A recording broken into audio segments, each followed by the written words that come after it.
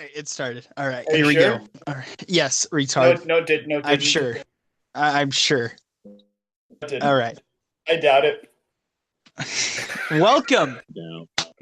Welcome, Godzilla fan. I hate that. I hate that term. I hate that so much. What's up, G fans? I hate it. Hello, people, to our podcast. We haven't done one in a very long time, but today we will be returning. And with this, we will be talking about our top 10 favorite Godzilla monsters, specifically Godzilla monsters, unless that Kaiju appeared in its own movie, but then carried over to a Godzilla movie in the same continuity. That can work. But nevertheless, with me as always is my good boy TitanGoji. How you doing? Say hi. I am doing great. Yeah, No, you're not. I'm very happy. I'm very happy to be doing this again with you guys. Yeah, it's a lot of fun. So yeah, let's get this going. You sound really enthusiastic. Oh yeah. All right. Here's Mafoony. Say hi, Mafoony. The boys are back in town. Dillafillo, TitanGoji, me, James Gunn, we're back. I wonder where he's at. Sadly, he didn't join the podcast today. And as we go on with this, rules that come with this top 10. I have to look at my phone real quick because I completely forgot them. So give me five seconds. Good going, host. All right. Let me get to it. It shouldn't take too long. I'm not that retarded. All right. Okay. Okay. All right. So basically, NECA will never make a King Ghidorah figure. So stop bothering them. All right. No, but you see, guys, GMK Ghidorah Form 1, he's small, he doesn't have wings, so you can make GMK Ghidorah, you see, you can make it. That was my Adam Sandler from Little Nicky impersonation. I'm not sure how well that carried over. So these are the rules of the top 10. Number 1, you No can't Godzilla. have Godzilla. Yes, thanks a lot for interrupting me, faggot. No Godzilla monsters. Only Gamera. Number 2, you can't combine multiple incarnations of a character together. For instance, you can't combine Showa, Heisei, Millennium, Mechagodzilla because they're all three completely different incarnations. Because the Heisei one would ruin it. He looks like a duck. So with this, if you want multiple incarnations of the monster on your list, you have to separate them all, which Mafoony has a bad case of that because he likes a lot of the same character throughout the multiple eras. Era mixing. Yes, Jimmy Fallon. That was another out of context thing that I don't think anyone's gonna get. Unless he put that image up. Just have that be the background of this video. No be the thumbnail. No ties between monsters. You can't tie monsters together. For instance, you can't have like, oh, number 5 is Gigan and Megalon. You can't do that. You have to separate them on their own. Also, you can only pick ones that have actually appeared in a Godzilla movie. Stock footage does not count, meaning you can't have Godzilla or Gyra in there. You can't do that. And you also can't have kaiju that are cut from the movies like Baggin. Who cares about Baggin anywhere? Godzilla fans, please let him go. He does not matter that much. Toho doesn't care about him. Stop caring. Baggin will Sorry, I never had to be go on a real. tangent there. Baggin got redacted by Toho, all right? He's not coming back. Baggin is the Toho equivalent of the Tiananmen Square redacted.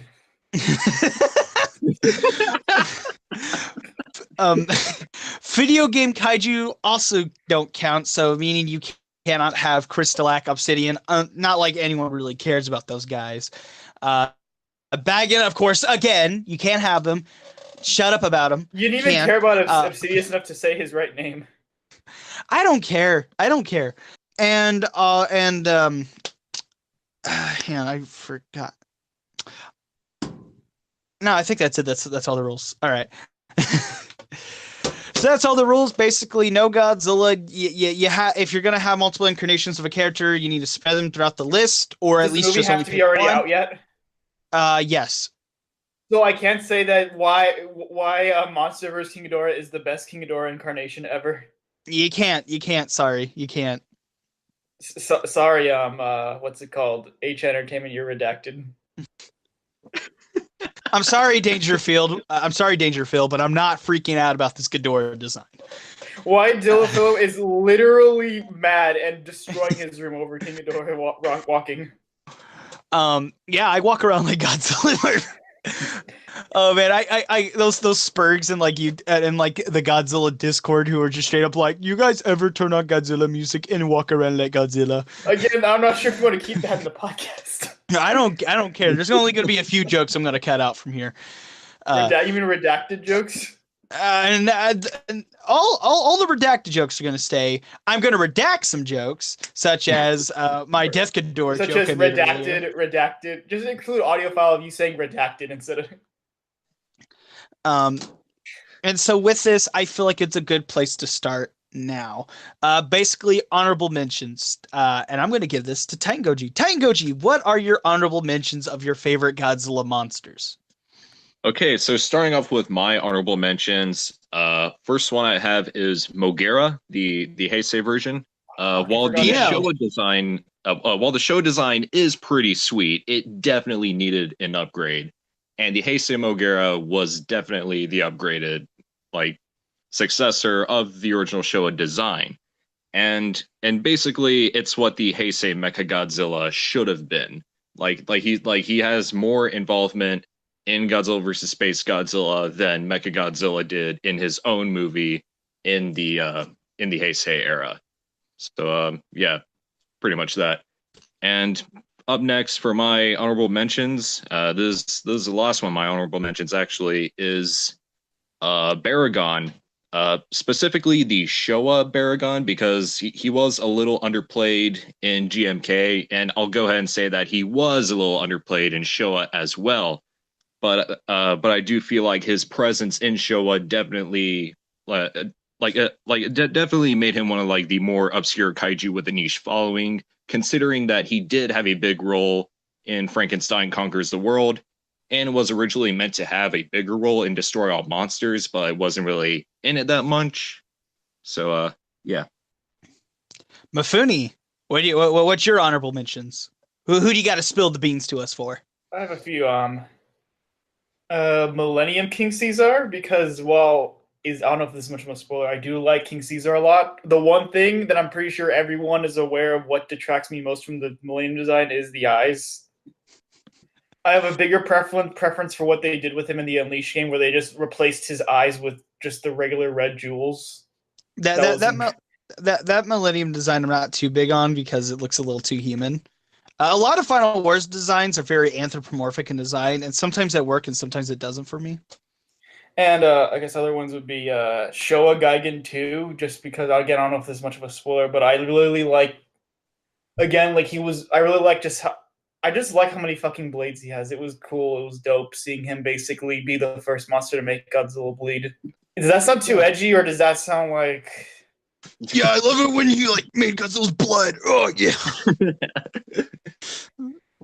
And then I guess it's hard to pick which Mothra I want. When it comes to Millennium Mothra, I really like. On the one hand, the Tokyo SOS Final Wars one is the perfect update of Showa, but on the other hand, I like how the what do you call the GMK Mothra? It has the addition of purple to her wings. It makes it look a lot more vibrant. Even if I prefer the patterns of the way the patterns are of every other Mothra, like the Showa and Millennium Mothra incarnation. Anything else? That she almost made this list, but Biollante is another honorable mention that I had to cut, unfortunately, because TitanGoji reminded me of another monster. And is that all? Yeah. All right. Ogasari also made me cut him out. Yeah, I had to redact him. I had to redact Grand King Ghidorah. I had to redact Ghidorah. Death Ghidorah too, the one that can say the N-word. It was because he was black that Dylan didn't want him here.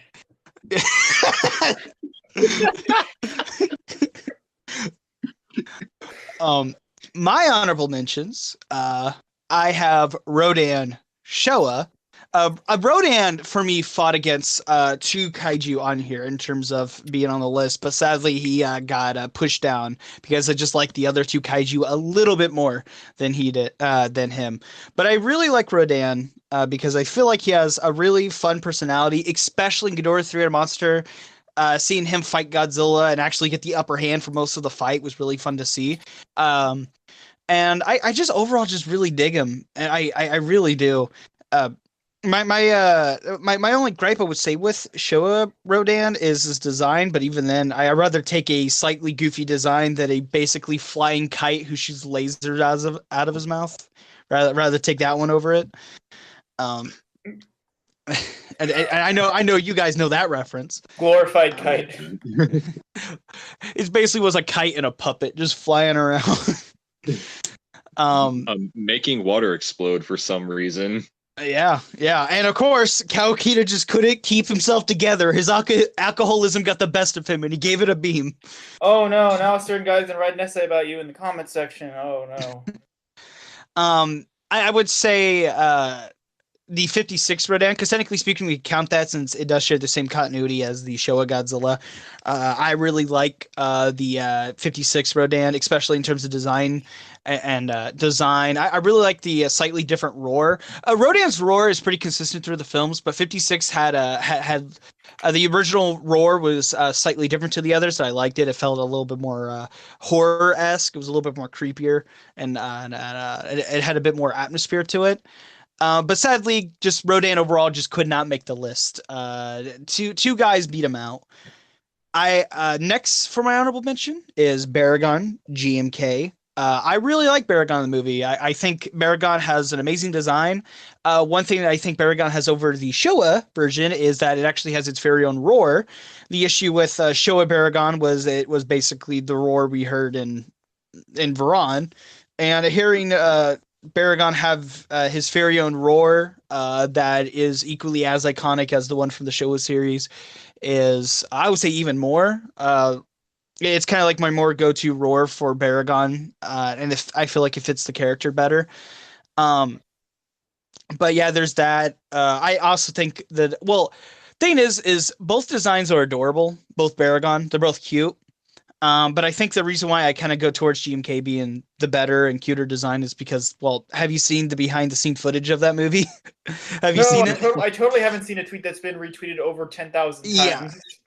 Oh, and the video I have that has like, I don't know, 10,000 views of just that one clip.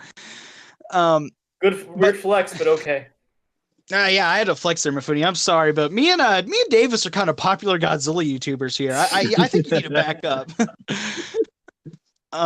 But yeah, I think Baragon GMK is really cool, and I really like the underdog aspect of him. I really like it when he fights Godzilla in the movie overall. But due to GMK Baragon only appearing in the first half of the movie, and while cute and such, and while has a pretty solid personality, a great redesign, and a good roar, he just couldn't make it on the list for me personally. But overall, really like him. My next one is Space Godzilla. Now, Space Godzilla could have made it on this list 100%, but there was because the two other ones I mentioned, I don't really have any problems with. Rodan has kind of a goofy design, but I could pass with it. Baragon, I like overall, but he just couldn't make the list. Space Godzilla, I have a few gripes with, but let me get through the things I like about Space Godzilla. I really like Space Godzilla's design. I really like its abilities. I really like Space Godzilla's personality. And that while he is basically a beam spammer, the stuff he throws at Godzilla is creative. Like, he has a bunch of tricks up his sleeve. I love the part where he starts throwing crystals at Godzilla. That was really fun. And I like the part where he picks Godzilla up and throws him in a building. That's always fun. And just overall, I really like Space Godzilla. And Space Godzilla does something that I think Ghidorah did wrong. Space Godzilla took an old classic kaiju roar and was able to modify it enough where it's completely unidentifiable to the one previously. And that classic roar was Gigan. I know some people probably be like, "What? Huh?" But if you actually compare the two, you can definitely tell Space Godzilla took Gigan's roar and completely modified it to become its own new thing. Like, they're hardly recognizable. Even if you make the comparison and you notice the similarities, it's never like you're never gonna unhear it, right? Like you're never really gonna hear it. That's what I'm trying to get at. Like, you'll be able to hear it, but it's never gonna like affect your experience with the movie. Unlike Heisa Ghidorah, where his roar is straight up Rodan, just in a higher pitch with slight modifications here and there. But once you hear it's Rodan, you can never unhear it. But my biggest issue with Space Godzilla is his origin. I hate his origin so much. It's so stupid. G cells, and because the thing is, it's convoluted. Not even the main characters know exactly what happens. It's like Biolante cells or or cells that Mothra had on her went in black hole, came out white hole, and then Space Godzilla happened. I really hate that origin. Like you could have made it something. It's like Space Godzilla is definitely the character that needs a revamped origin. Like make it like a crystallized parasite or organism that feeds off like G cells and such and becomes a Space Godzilla, or aliens make their own Godzilla, something like that. Just don't make it where he goes through black hole, comes out white hole. That's so stupid. I always hated that. I always did. Because even when the Heisei series got really goofy, especially with Ghidorah, I would say from Mothra to Destroya, it got back to being kind of grounded, not on the same level as 84 Biollante, but it kind of calmed down a bit. And then Space Godzilla comes up and just kind of messes with it a bit. But overall, yes, I do like Space Godzilla. I just hate his origin with a passion, and also he just kind of stands there a lot. But yeah, that's my honorable mentions. So I guess it's finally time to move on to number 10. So TitanGoji, what is your number 10 favorite Godzilla monster of all time? My number 10 has to be Showa Anguirus. Now, now Anguirus made his first appearance in Godzilla Raids again. As you guys already know, he does share a similar origin as Godzilla, and I actually think that's a pretty cool thing. To kind of like have him, kind of be a similar creature to Godzilla, like in a way, when you put in that context. And I really like how he like eventually became an ally to Godzilla as the Showa series progressed, and it kind of came to a point where he was basically like considered Godzilla's best friend in a way. So yeah. Yeah, I'm gonna have to save my thoughts because he comes later in my list. I know for sure he comes later in Mafoony's list. So I'm gonna save my thoughts for him overall. But yeah, I really do like Anguirus a lot too. Definitely has that underdog aesthetic to him that I really love about some of these kaijus. But other than that, I got to give it to Mafoony. Mafoony, number 10. You go. Number 10 on my list, I would have to say, is Monster X from Godzilla Final Wars, not the one from Gamera versus Jiger. I generally like his design. This one was very hard to find what was my number 10, but I think what I like a lot about him comes a lot from, I think, a lot of the model kits, because sometimes he's very dark in the movie. Sometimes it's hard to see a lot of his details. But when you actually see him in a model kit or in like a really well lit image, you really see a lot of the really cool little things about him, like how it's almost like he has an exoskeleton armor on him, and he has this really ominous look to him. So it looks like the top of him, like I guess if you look at him from the top, it's mostly the white gray kind of bone to him, but it's almost like it's covering the black part that is his main body. And I also love how he basically mogs Godzilla for the entire first half of their fight. Like, one of the most striking images from Final Wars as a kid was that scene where he and Godzilla start grappling, and he just, I don't know what you'd call it, he grabs Godzilla's hands and I don't know what you'd call them, he just lifts him up right in the air. Yeah, that was so strange. Like, when I was a kid, I was like, did he, like, break his hands or something? But no, he just, like, picked him up, and then Godzilla came back down, he was fine. I think you even hear, like, a cracking sound during that scene. Yeah, he, I would say he essentially, like, twisted, like, his arms. Like to the point where it kind of forced Godzilla into that position. Yeah, I was like, holy shit, as a kid, like that was epic. But yeah, I think he's really cool. I think he deserves another figure. Like, I would be down to get his 8-inch if I found it. Like, so I would be totally get it. But I hate the pose that his 8-inch is in. Like, it looks more like a dinosaur kind of thing, but really that's not his pose at all. Yeah, he should be more upright. He should be more like the Exilian toy that they had, where he's just like standing up. That's another argument for the day, where it's like, why would they even waste the plastic on an Exilian toy that's not even in scale? But yeah, he's really cool, and I might even get his X Plus if it even comes in scale with like the 8-inch ones. But yeah, I think he's pretty cool. Yeah, my thoughts on Monster X is I do really like Monster X. The name could have been better, I'll admit that. Yeah, the name could have been way better. Things I really like about Monster X is I really like his middle head.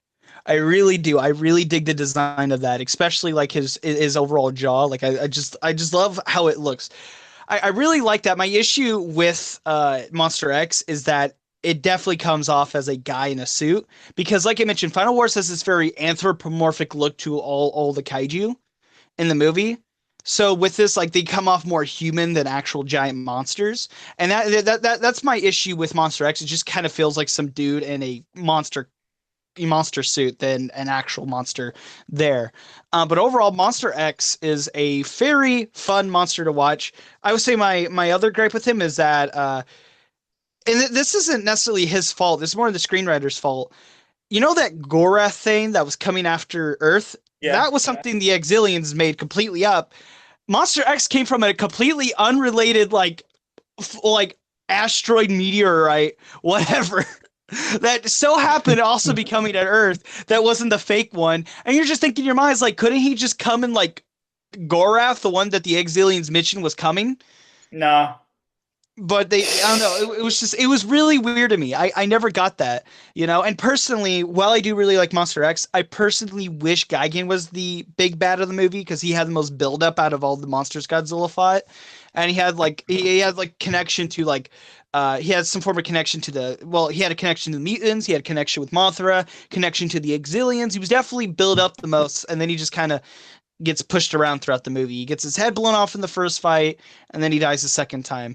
But yeah, I do really like Monster X, and I much prefer Monster X over Kaiser Ghidorah. Also gonna add, he also kind of looks like the Xenomorph if you like look at the way his upper body is, which is kind of cool. Oh yeah, totally. I will say something I never noticed until like probably around 2010 or something. I never noticed the tiny little heads next to his shoulders because they just blend in. Like the only way you could really point them out is the glowing eye. Wait, you never noticed that? I never noticed that when I was really little. I would say it was around like when I was like 10 years old, maybe 11. I finally pointed out, I was like, wait, he has like 3 heads even on Monster X form. The heads just don't come out, which is really weird because they even show a scene of the 2 heads spreading apart and then like puffing out to make their own heads. So I don't know why it took me forever to point out the 2 heads on his sides. Like my thoughts on Monster X are pretty much the same as you guys. They're just like same. Yeah, I don't really have much. Yeah. Same. All right. Now time for my top 10. The only one that matters.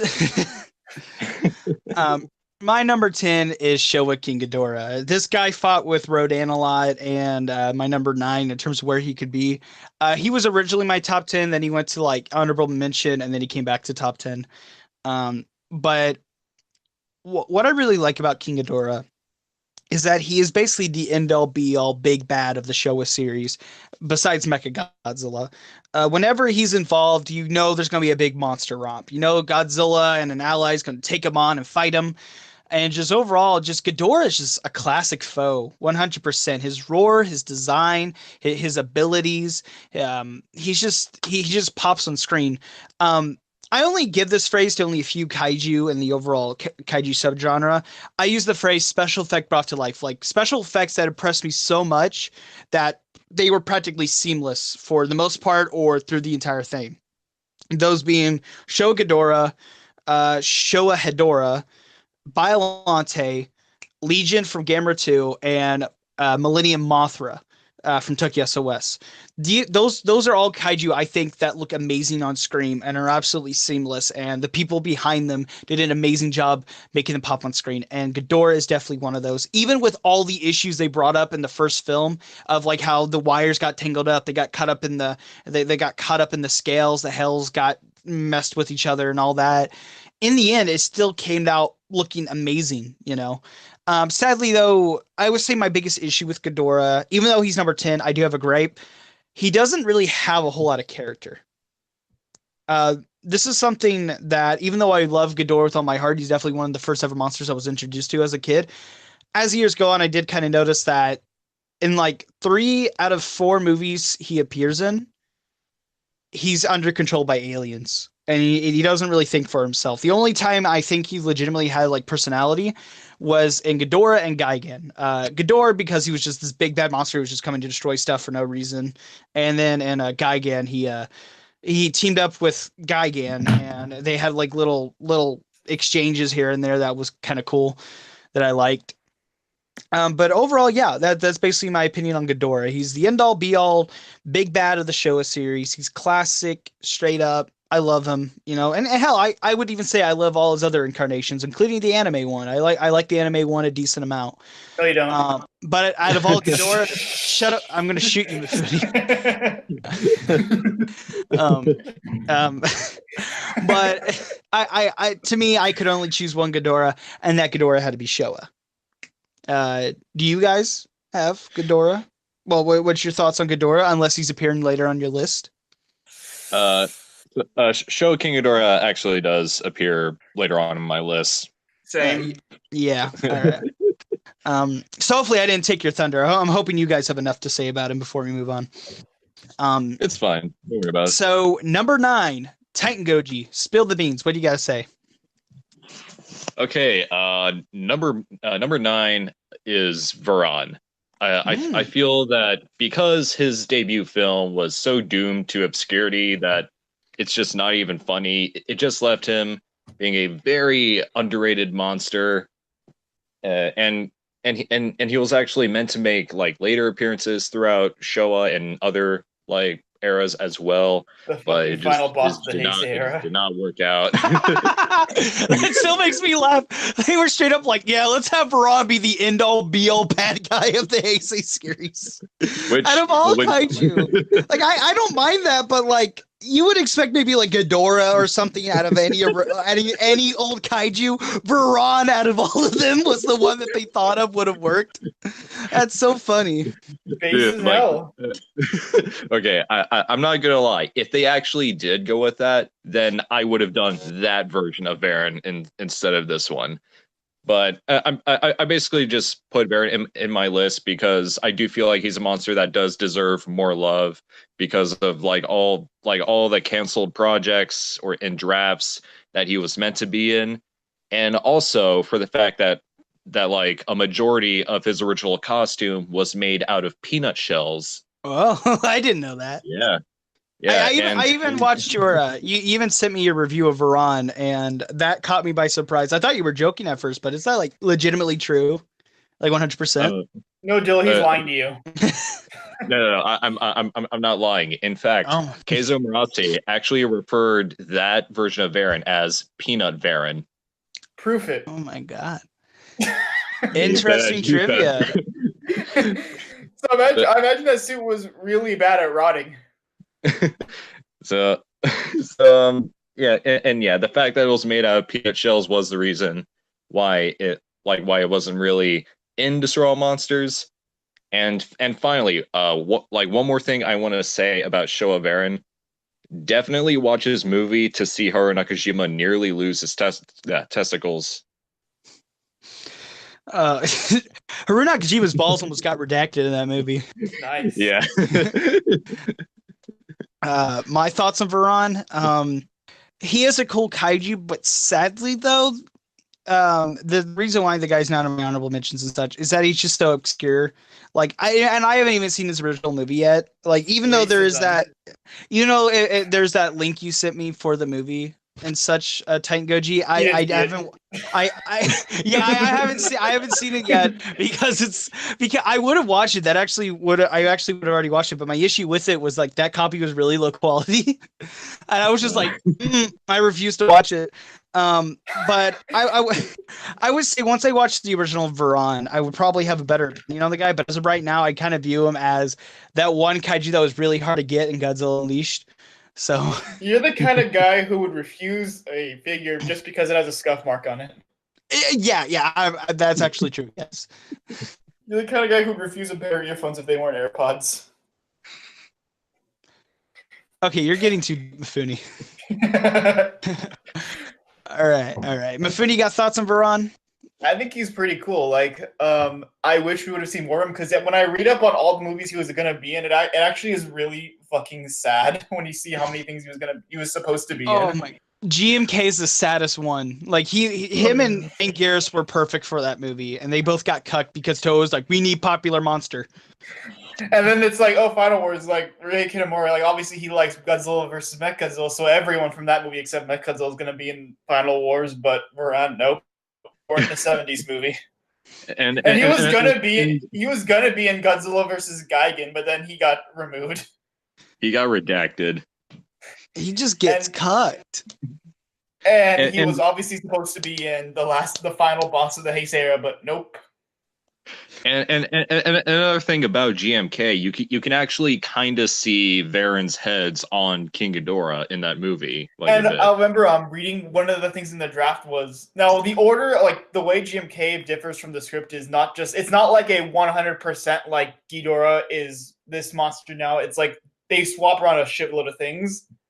But the fact that Mothra comes from a lake and there is even a reference to a lake monster was supposed to be a reference to Varen coming from the lake in his first movie. That would have been really, really nice. Oh man, yeah, it's just. But it was. You know what's funny? Manda has appeared in more movies than Varan. Manda. King Caesar has appeared in more movies than Varan. Kamakuris has appeared in more movies than Varan. Abira has appeared in more movies than Varan. The thing is the reason why. By way of stock footage, Gaira has appeared in more movies than Varan. The reason why Manda probably sticks more out of all those kaijus is because Manda is just a sea serpent. He's just a sea serpent, and he appears in Atragon. He appears in a very extensive cameo when he destroys the bridge and destroys all monsters, and he appears in the very beginning of Final Wars. Yet this reptilian flying squirrel can't get more than two movies, and the second movie was just a cameo. I think a large part of that is due to the fact that if they wanted a flying monster, they'd go for Rodan. If they wanted a four-legged spiked monster, they'd go for Anguirus. If they wanted just any other four-legged monster they'd go for Baragon, so poor Varen's like... But yeah, I gotta admit, he and Titanosaurus were Titanosaurus and King Caesar were like the main reasons I wanted to get Godzilla Unleashed for Wii, so yeah. Yeah, it's just poor Varan. At least Godzilla Unleashed did have him in the game. That was good of them to do. So my number 9. Give him a beam. Yeah, they gave him a beam. But it was alright, because at least it wasn't Mothra's larva. Yeah. My number 9 is Showa. I thought it was Mafoony's turn. Oh, is it? Yeah. Yeah. Oh, I'm sorry. Okay, Mafoony, you go. My number 9 is Showa King Ghidorah. Oh. For me personally, there is only one true King Ghidorah. It's 2019, and that's Grand King Ghidorah. But Dylan said no, I can't have it, so I'm going with Showa. But no, for real, like he is cool. Like he is a dope design. I love that he is golden. I even came around later in life to the hairs, like his mane that he has. I came around in life to the manes in his head because everyone else kind of didn't like them a lot because they looked very like unkempt and they just didn't look that good. But now I just feel like, yeah, they were cool. And I really just like, he was in a bunch of movies that I liked as a kid that I still like now, like Ghidorah, Three-Headed Monster, Monster Zero, Destroy All Monsters, Godzilla vs. Gigan. I don't care what Toho tries to cope with, though that is the same King Ghidorah. But yeah, it's a dope monster and I like him a lot. If it's any consolation, both his Death version and his Grand King version would have been higher on this list, but Dylan redacted them. Hey, it's just the rules. It's just the rules. I make them, but I don't control them. Yeah, a little bit more thoughts on Ghidorah for me real quick. You mentioned the mains, right? I did a little math recently, and we have not got a Ghidorah with like fur around his head, like around his head and neck, in like 47 years. That's just baffling. But the thing is, I can understand it because Ghidorah is a very scaly creature, and that while the mains is something I really do like for Ghidorah, I can understand why they kind of took him out because maybe some people found it kind of weird looking. I think main reason why Heisei Ghidorah didn't have those is because I think it would cause problems with the way the suit would move. I don't know why. I remember reading that somewhere, like on a fact where. Like it was a problem with the way the suit would like move or something like that. I don't know. They did have that teaser that showed Ghidorah in it. It was based off the Showa design, and it had like the fur around the necks and such. The thing is with Ghidorah, I think the number one thing I really like about the Showa Ghidorah design, I really like this design overall. But one thing I really like about it is the little moon crest on his head. Oh, that's dope. I like how they brought that back in that's pretty GMK awesome. and Grand. Yeah, I really like that Grand and GMK did that. I was bummed out Heisei didn't do that, and I was definitely bummed out when 2019 didn't do it. But I'm fine with 2019. I'm fine with Heisei because I love those designs almost just as much as Showa. Like I really like those designs overall. How So about Anime Ghidorah? Anime Ghidorah, you know, to be honest, I actually don't mind Anime Ghidorah. No, you don't. This entire list is just everyone doubting each other if they like it or not. At the end of it, we're gonna have a existential crisis of us realizing that we don't like any of these monsters and we hate the movies. The final arc. the end of Dillafillo. Dillafillo becomes a Gamera channel. Evil Ishiro Honda is no more. It's done for. I'm gonna start doing evil Tomoyuki Tanaka now. Redacted Ishiro Honda. That's basically what happened to Half Human. It got redacted by Toho. Fucking prophecies and Nostradamus. Yes, He got redacted. I haven't seen that yet. Matango was almost redacted. Oh, how come? Well, pretty much like people thought the Matango creatures like pretty much people thought that they looked like Hiroshima and Nagasaki victims. Oh. Yeah. So did Frankenstein. No one technically speaking, a little bit of Godzilla too. Yeah. Literally the entire background of Frankenstein is literally that.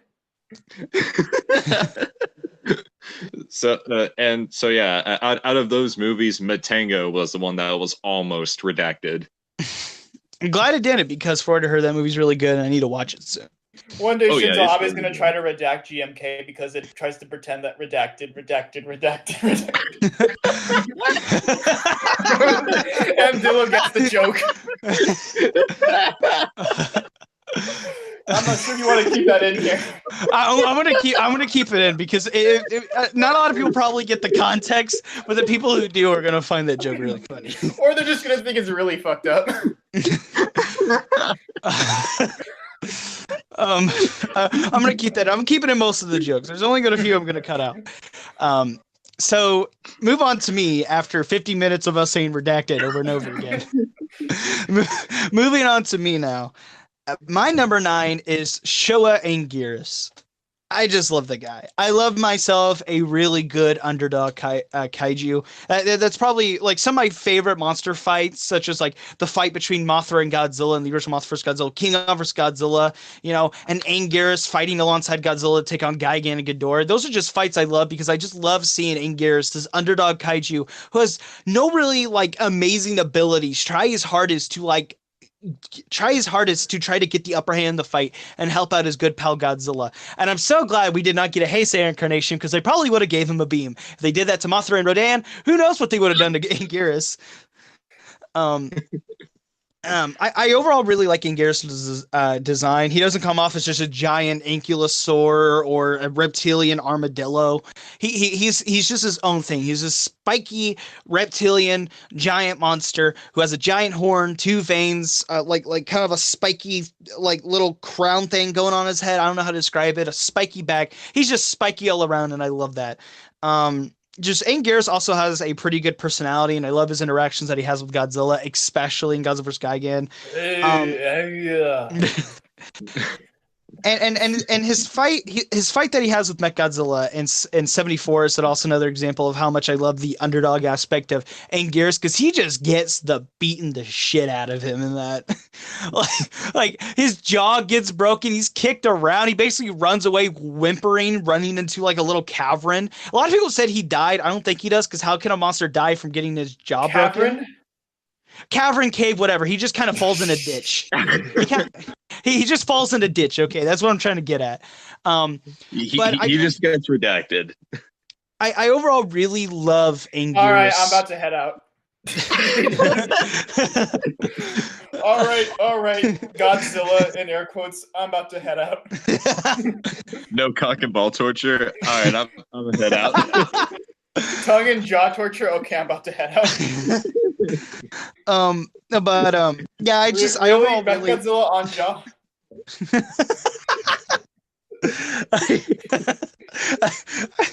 I really love. I'm trying to get to my points here. Damn it, Mafoony. Um, but I really love Anguirus also in Raids Again. But my issue with him in that movie is that he's only really relevant for like 2 moments in the movie. In the beginning and his fight with Godzilla and Osaka. After that, the rest of the movie is just them going, we need to figure out a way to stop Godzilla now. Well, sorry, he's not relevant after he's drops. dead. Well, I'm sorry, but a traditional formula of kaiju movies, Mafoony, is that the monster battle happens at the end, not the middle. But this one came before all of them, so generally it's not traditional. Shut up. But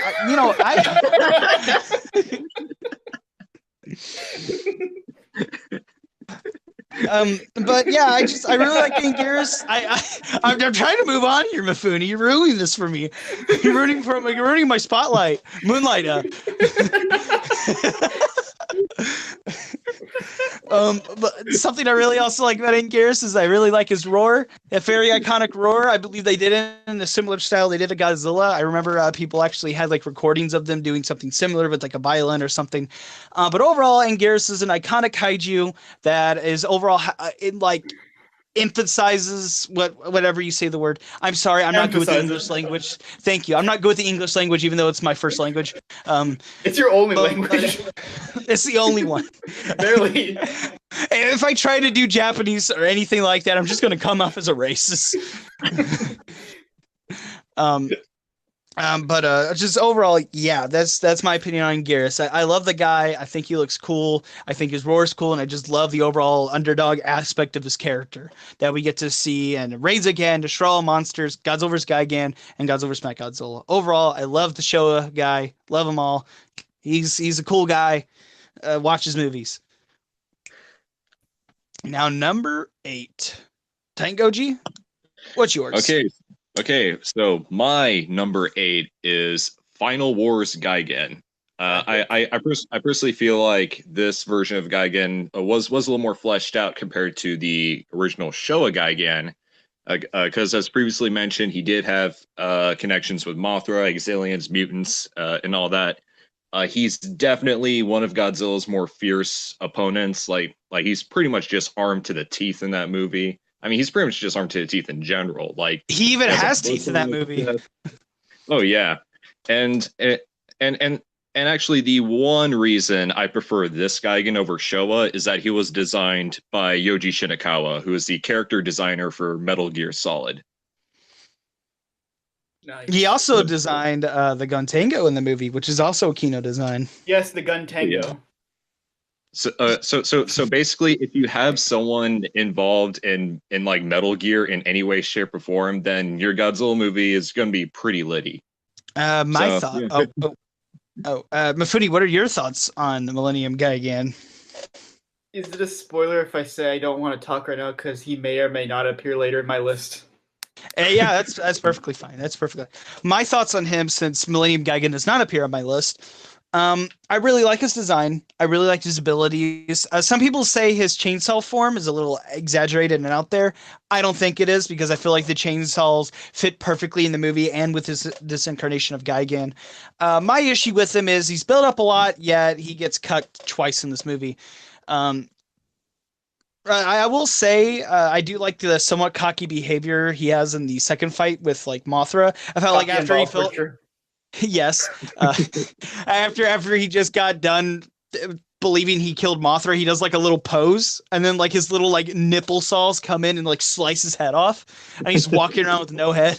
Like I always liked that, like it was kind of lame. If you're a fan of Gigan, if you're a fan of the show Gigan, you're probably there like, damn it, why would they do that? No, I thought it was. But I liked it, and I thought it fit his character a lot more. I just wish he had a lasting impression in the movie, and I wish he had more things to do. Like I mentioned, I would have loved if he was the end all be all big bad for Godzilla to fight at the end. That would have been awesome to see like Gigan with his cocky and ball torture attitude, like take on Godzilla. And just slice him up and everything. To see this Godzilla give everything he's got, that would have been so much more fun. I would have preferred that over Godzilla fighting Monster X and Kaiju Ghidorah. But overall, yeah, that's my opinion on Gigan. Really cool incarnation of the character, but not my favorite. Mafoony, you're number 8? Oh shoot, you're fat. My number 8 is I must thank TitanGoji for reminding me of this character because I almost forgot how much I like this character. It is the Heisei version of Megara. Now this one has a lot of value to me because as a kid, believe it or not, there's this one shop in my comic, like a downtown by where I'm from. They would have a bunch of Godzilla figures there. They had like an Anguirus, a Mech Godzilla, a King Caesar, and a Megara. So every day, I think it was not like maybe a few times every other day, or sometimes whenever I would go down there with my mom in that area of town, I would go to the store and pick one up. So I got a Anguirus, King Caesar, Mech Godzilla, and I wanted to get Megara, but my cousin got it before me. Did you fight him? No. Eventually, he gave it to me just because he was like, "Oh yeah, I still have this. You can have it later in life." But yeah, I just look at this and like he just looks so. I look at him and I smile. Like I don't know why. He just looks so cool. Like the thing with him is like everything on him is like a weapon. So it's like it makes sense why he's the way he is compared to like say why Heisei Mechagodzilla is the way he is. There's no reason why. Like his design has so much personality too. Like you have like the fucking orange eyes, the big drill, the little missile hands, the thunder thighs. Yes, the one time I'll say it's acceptable. And he just I also love the fact that he turns into 2 different forms, the jet form and the drill tank form, no matter how weird it is when you really think of how the suit is. But yeah, I like him a lot. I think he's cool, and I actually own an SH Monster Arts of him, so yeah, he's pretty litty. My thoughts on Heisei Megara, since it doesn't appear on my list. I really like Heisei Megara. I'm bummed out I did not give Heisei Megara a honorable mention. But yeah, I really dig Heisei Megara in design because the cool thing about Megara and why he's better than Heisei Mechagodzilla, in my opinion, is that he actually has color and he makes more sense because Heisei Mechagodzilla makes no sense to be based off Godzilla. They give no explanation why he looks like Godzilla. Here, I'll do it for you. A robotic Godzilla, sells better to the public and to people who are funding your project, more so than a giant tank would. That's why the Garuda did not work so well. I just gave you a perfect explanation that could give some solid world building, but they never do that. They never really explain too much of how Mechagodzilla works, how he's made, all of that, right? But do that. Dillo, something about cinematography, something about whatever. I don't fucking know.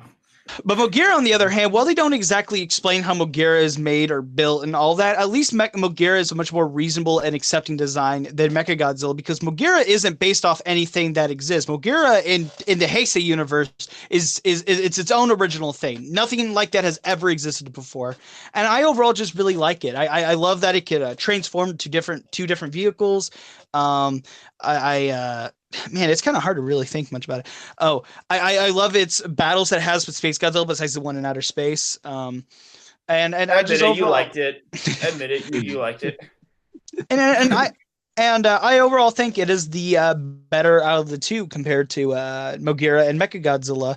It actually feels like it keeps the what Mechagodzilla should have been in Heisei by having it transform and such, and actually putting that with its design and everything like that. But yeah, overall, I just really like Mogera Heisei. I really dig it. I prefer it way more than Showa because while I do like Showa does kind of come off goofy in a way, especially with that jaw it has underneath its drill that doesn't need to be there and such. I don't know. Like something about the design, it looks cool and all, but something about it just kind of is a little off to me. I would 100% favor the Heisei one. Also, I just want to mention one thing. Okay, so one thing the Showa Mogera does have over the Heisei Mogera is that the Heisei Mogera doesn't go beep beep beep beep beep beep beep. I would also add something that the Showa Mogera probably has above Heisei is the I-beams because. There was because the thing is with the Showa Mogera, it has like this accident where like it meant to be like a blue outline and then white in the middle, but they messed up, so it's a white outline with blue in the middle instead of vice versa, and it actually comes off really cool and it looks nice. While the one in the Heisei series is just kind of generic yellow lasers coming out of the eyes. Actually, it's orange, but okay. Orange. Okay, Mafoony. All right. Okay. Whatever you say, buddy. I was actually gonna say when you talk about that, I made the point. Like, I really love the sound editing of how each of his beams sound. Yeah, like they're really cool. They really are. Wait, was he in? I keep forgetting if he was in that Godzilla PS4 game or not. But No. He wasn't. He Okay, was in I the was about to Atari compliment trilogy that though. game on its sound. I didn't, but never mind. Fuck it. I don't care anymore. Hey, you know what? You know what Save the Earth and Godzilla Unleashed do with Mogira? Give him a dance. Yeah, and they also had Mogira constantly repeat his name over and over again, which is awesome. Yes. It's pretty kino. It's pretty kino. But yeah, I guess that wraps up our thoughts on Mogira. He's rolling on number 8. Moving on to number 8. Well, sorry, I like to go on tangents and took us a century to get out of number 9. Okay. Number 8 for me is Titanosaurus. This is a newcomer because I originally had like this really old list that that I originally made to like celebrate 1,000 subscribers, but it never picked up because I was kind of disappointed how I made the old list. But my list is kind of relatively the same. Some are kind of swapped out, some are taken out of the list. But Titanosaurus is a newcomer. He wasn't there originally. And so overall, what I want to say about Titanosaurus is the last of that classic feeling Showa kaiju, the ones that feel natural, everything like that. Because this is an issue I would say with Showa, but from like Hedorah to like Mechagodzilla, the kaijus in that movie's got like a lot more crazier and a lot more out there in terms of their design, in terms of their origin and abilities. Name one thing weird about Gigan. I'm not going to answer that. But like Titanosaurus is like back to the root simplistic. He's just an aquatic dinosaur who has a flipper that can create strong winds. Very simplistic. And I really dig that about Titanosaurus. I also really like the more tragic side of Titanosaurus. I really like the fact that Titanosaurus is basically just a peaceful creature who was forced to become a weapon used to help Mechagodzilla wipe out Japan or wipe out the Earth in general to make a new civilization for the black hole aliens and such. And I just overall really, really dig Titanosaurus. And I love how Titanosaurus fights Godzilla. I love the energy he has. I also love the part where he basically grabs Godzilla's upper part of his jaw with his mouth and just throws Godzilla up in the air and then punches him up. It's silly, but I love it.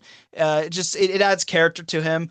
And while he only really has one main ability, it's really cool and interesting. It basically takes the whole thing of like a kaiju flapping its wings, except it makes it where it's a flipper at the end of a monster that it can just keep swinging back and forth, and it creates tornado-esque winds and such. And I just overall just really, really dig that about Titanosaurus. I also really love his design. I love the really long neck. I love like the black dots all over his body and his like orange, yellow, red color scheme with the fins on the back. Just overall a really fun kaiju I like. Some people find his roar annoying. I don't. I really like his roar. Actually, I don't even find a single Toho kaiju bad or annoying at all. Unlike some people like outright hate things like Manila or Gabra. I don't hate any of them. And Titanosaurus is definitely far from any of those that I even have some point of like any hatred towards or any annoyance towards. I love Titanosaurus. I never grew up on him. It took me a while to finally get up to Godzilla, but when I watched it, Titanosaurus was obviously the one that popped out to me the most. You guys got any thoughts on Titanosaurus before we move on, or does he appear on your list again? He appears much later in my list. Okay.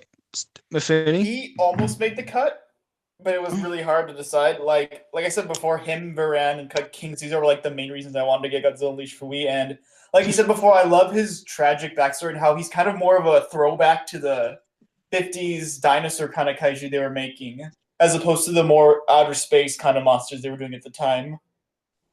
And I also I love how he's, unlike most monsters, he is bright red, yellow, and orange, as opposed to like other colors monsters had at the time. I think he's one of the few monsters that's completely like red, like primarily crimson red, like Ibera is the only other one, and he's a lobster, so that's kind of like the reason why. But and what about Destroya? Okay, I know you think that I was ignoring him, but I legit forgot. I'm sorry, I had some of the stupid right there, my bad. But yeah, I think he's really cool. I think obviously, as I loved the movie more because I ended up watching the actual version you should be watching, not the really badly edited one, I ended up liking him a lot more, and I was surprised to find out he is very popular in America as opposed to Japan. And I think at one poll, I think in '98, he beat Godzilla in terms of popularity. That's awesome. That's really awesome. Godzilla fucking blown the fuck out completely. Very But Kino. yeah, he's dope. I think he's a really cool design, and I like his roar a lot. I think the only monster roar I have any issue with is just Heisei King Ghidorah by virtue of the fact that that's Rodan's roar. And they didn't even try to edit it out. Same with Batra. But yeah, I like him. I like Titanosaurus Slug. He almost made the cut. In fact, I might even regret it later on for not putting him on this. You're gonna regret it. I'm gonna appear on your doorstep one day. It's like you should have had him on it. I would definitely like to own a figure of him one day. All right. So on to number 7, TitanGoji. Take it away. Okay.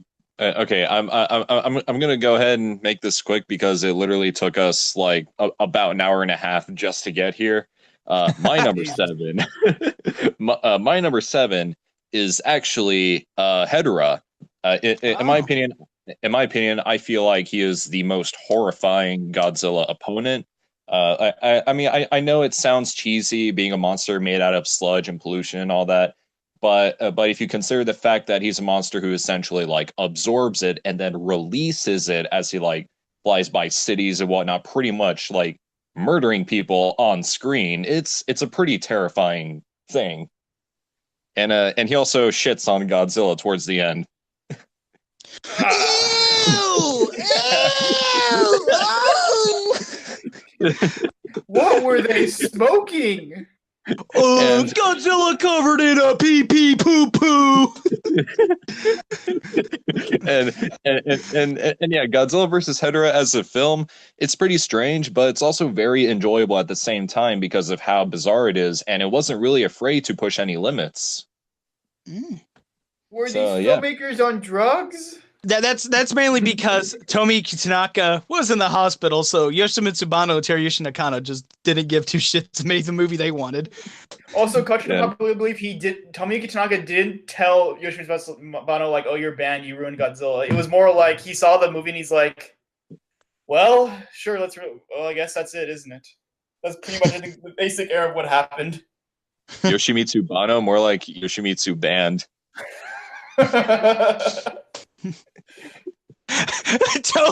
Tomoyuki Tanaka redacted Banno.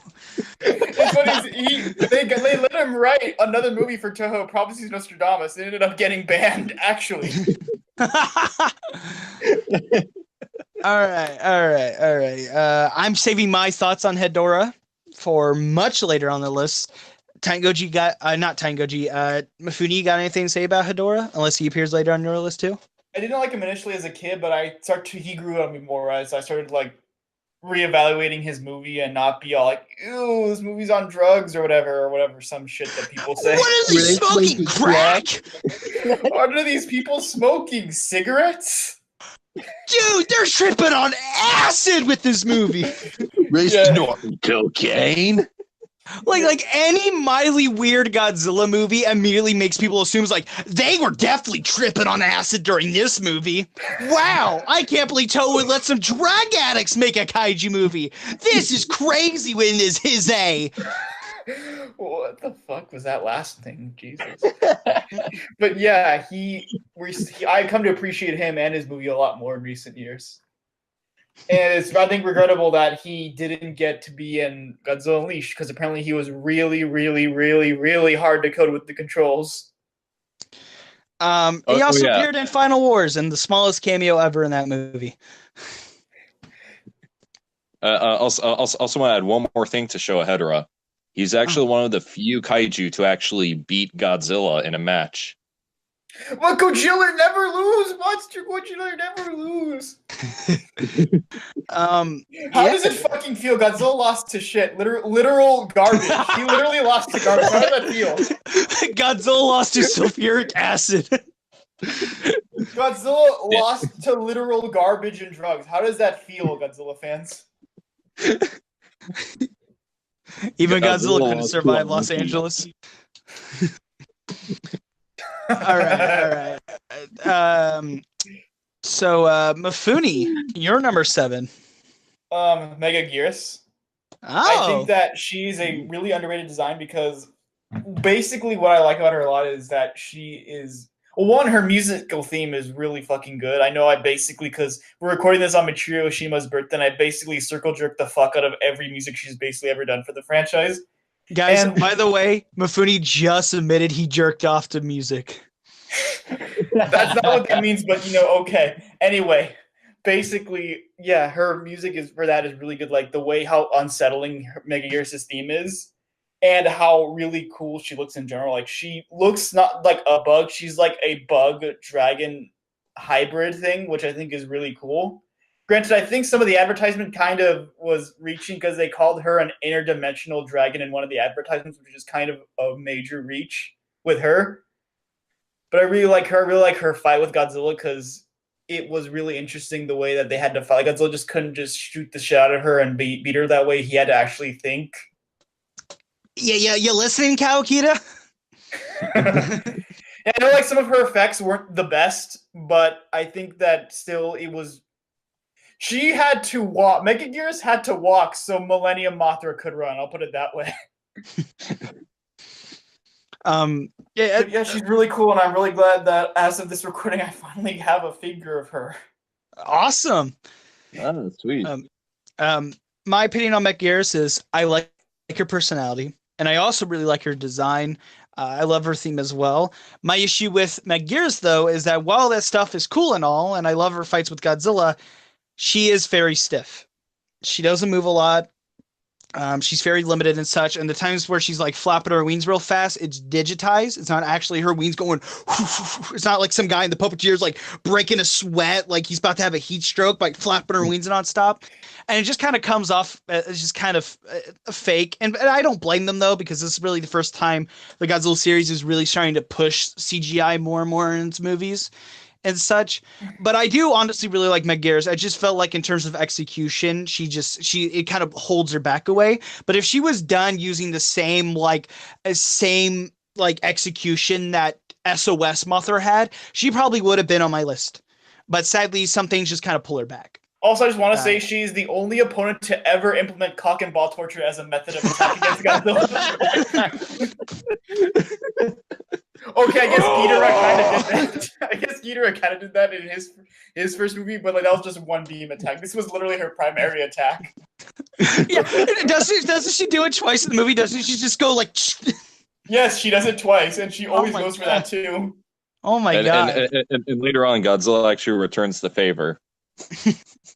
I'm not gonna say what that is, but because I'm not. It's just we have to redact that whole conversation. You know what? You know what? That could mean two different scenes, but we all know the one we're thinking about here, guys. So you got it. I almost brought it up when talking about Hedera, but I just kind of.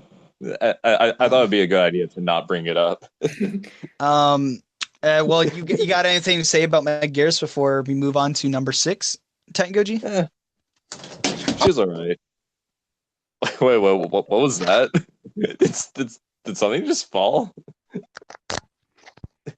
All right, I'm back. Dylan got redacted.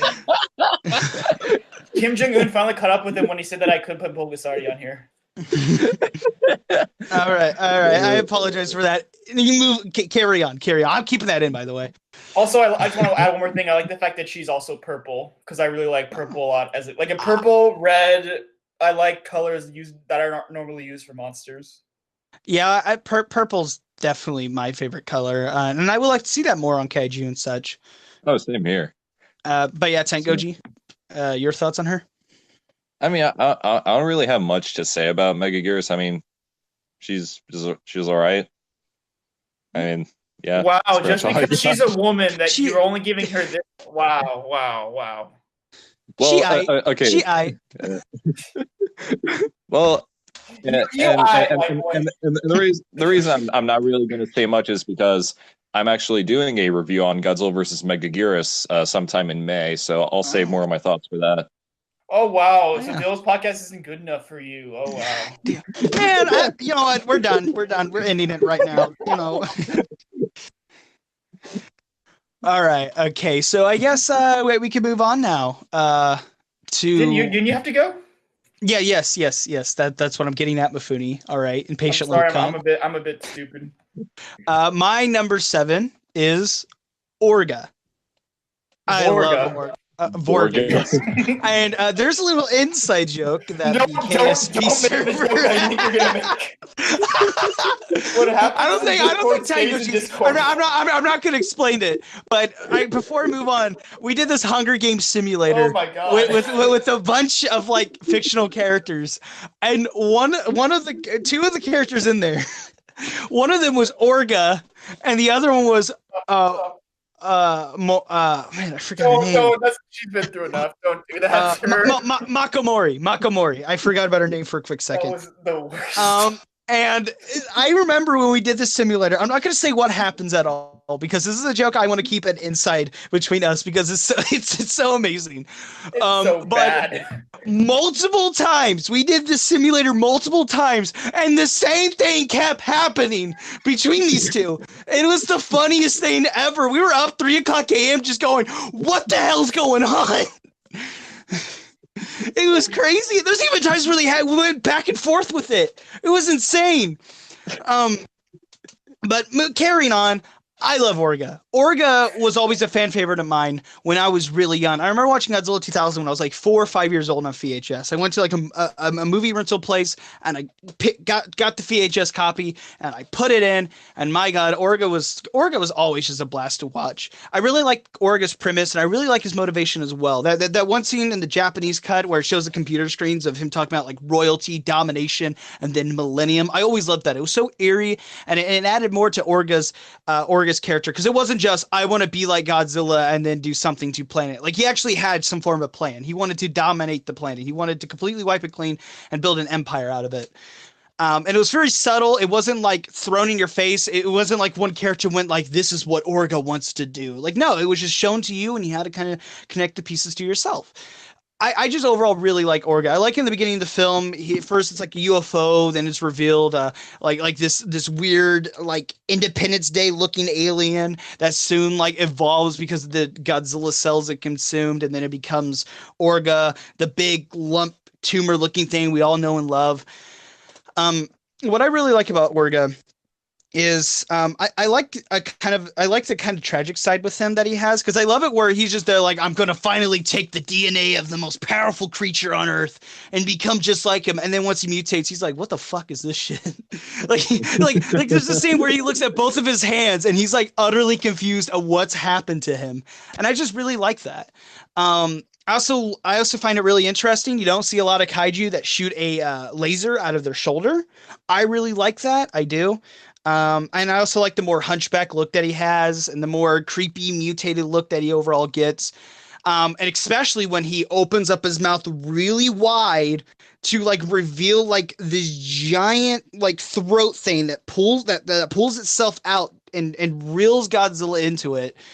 That was always something that creeped me out as a kid, and not in terms of like creep me out where I had to hide behind something, but even as a kid, I kind of realized how uncanny it looked, and it made it creepy, but it also made it cool and interesting. I didn't want to look away when I saw it. It was really done, and for effect that was done entirely in CGI, it looks pretty good. It looks pretty good for like Godzilla Millennium CGI. I would say one thing I will say in terms of the overall design that I am slightly disappointed with was the hands. They don't move. The fingers do not move because you have this kaiju who has giant hands. These hands that could do so much. Slap Godzilla around, pick him up, throw him, push him, whatever. But all they're used for is just to clobber Godzilla. His hands are more used like a club than an actual fist. And yeah, that's disappointing, but there's moments where the fists are used quite well, especially that one scene where he basically yeets Godzilla in the nose with his fist. I always liked that as a kid. And just overall, I just really dig Orga. But something I do want to say is that the American cut of the film does Orga so much justice. I don't know, like Godzilla 2000, the Japanese cut, had a very rushed post-production. A lot of the special effects and sound design were extremely limited in terms of what they could do in terms of anything they wanted to add after filming. And so that's why in the Japanese cut of Godzilla 2000, that's why sometimes sound of like music cues are kind of oddly placed through the movie, and there's moments where there should be sound, or well, a certain sound effect should be coming from the scene, but it isn't, and such. But the American cut goes in and it fixes a lot of this problem. It edits the music much more better, and makes it fit with a lot of the scenes it's in. They even add some new music in there that I don't mind at all. But one thing I think they did the best to Orga is it switched out the roars. The roar on Orga in Godzilla 2000, while I do like a decent amount of them, the parts I don't like of his roar is when they reuse the Cretaceous King Ghidorah roar. I really don't like that, because if you know what Cretaceous King Ghidorah sounds like, it's really just kind of, you're watching it and you're like, why? Could they not make an original roar for this kaiju? It's not even like they modified it, they just reused it. But in the American cut, and this is probably why I love Orga so much, the American cut goes in and fixes it. I believe one of the guys behind the film took his daughter and basically had her do monster roars, and then they went in and modified it and made it sound deep and made it creepy and make it sound cool, and it fits with Orga so well. I remember as a kid, I remember Orga so well because it basically always sounded like he was humming when he roared. He was going and such, and I always dug that. I always did. And one thing I do like about Orga is when he ever starts blowing on Godzilla, however you want to say it. That's not going to be totally weird out of context at all. He starts growing spines on his back, and he starts getting Godzilla-like scales on his body. I always really like that, and I also like the healing ability a lot as well with this character. I just overall just really dig Orga overall. He's one of my favorites. I definitely love him in the video games, though. He's definitely one of my go-to characters. But yeah, that's my thoughts on him. You guys got anything else to add about Orga? TitanGoji? I know what he was already on your list, right? Maybe I forgot. Actually, no. He wasn't. So yeah. Orga is definitely he's definitely one of the more better original kaiju of the Millennium series. I really like his personality, his character in general. But I also want to mention how he's pretty much a revival of the classic alien invader enemy from back in the Showa series, and I thought that was a very cool modification of that aspect, and it was applied to Orga very well. Mafoony? I was going to say, when I actually saw Godzilla 2000, I didn't expect there to be another Monsters movie. So when I saw him, damn, that's a thing. And then we started warring, Godzilla's ugh, dude. You talking mad shit for, okay, I can't say that word, can I? No, you go ahead. You're a minority here. Go ahead.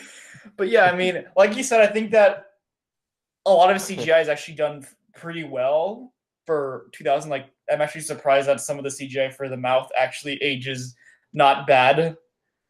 I'm surprised that the ocean Godzilla CGI kind of ages bad, but the ones for Orga's mouth don't really age bad. So now I can see where the budget for that went. But like I said, he's pretty interesting. I think he's definitely finally good to see a kaiju that actually breaks the form of where it's just, oh, it's a big monster with thunder thighs and he's basically a human. We totally had that for the last 3 monsters or whatever. But he breaks that form a lot. He looks very different. But I will say I agree with you about the hands and how I feel his manga adaptation handled it a bit better, because I feel that his suit was kind of limited by a lot of the bulk and the way that the suit would move. He can't, like he said, he can't use his hands really well.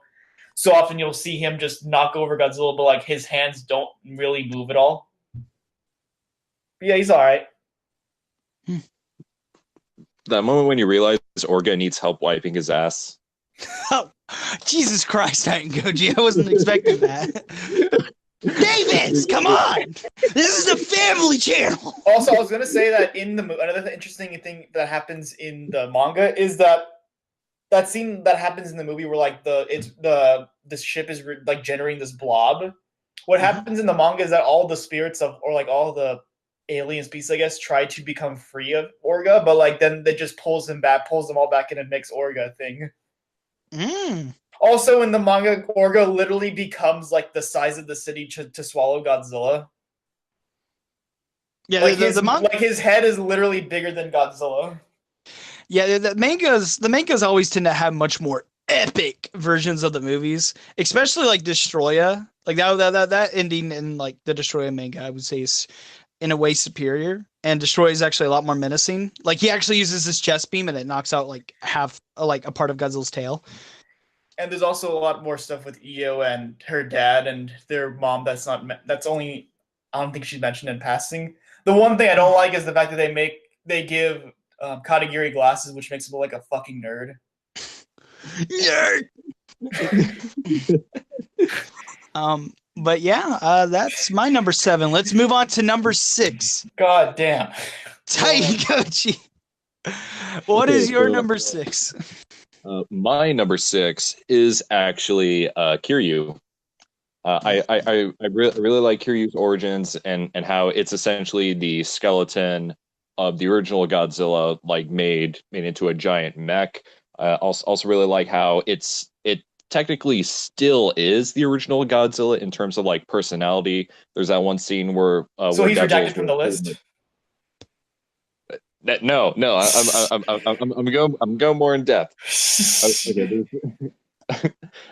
Like it's pretty important to his character as well, because again, there's this one scene in Against Mechagodzilla where Godzilla roars and it pretty much triggers like a little memory that Kiryu was the original Godzilla and pretty much goes berserk, and that whole destruction sequence with Kiryu is a very nice throwback to Terror of Mechagodzilla. And let's see. I even think they rampage the same area. Wait, what was that? I even think they rampage through the same area. Like that's in Terror of Mechagodzilla. I think it's the same area of Tokyo. Yeah, it kind of looked like the same area as well, and also really like the connection Kiryu has with Akane. I'm not really going to talk much about this because I'm sure Mafoony is going to talk about it later on, because he essentially has a shrine of Akane, if not Yumiko Shaku herself. What? Mafoony's a weeb? That is impossible. You could totally not figure that out from my channel whatsoever. So yeah, and also I would say that Kiryu is the best interpretation of Mechagodzilla, but that goes to another incarnation of the character, which I'll go more into later. So yeah, those are my thoughts on Kiryu. The Heisei one, right? Oh, the anime one. Oh yeah, Mechagodzilla City. Yeah, I love him. I love him. All right, guys.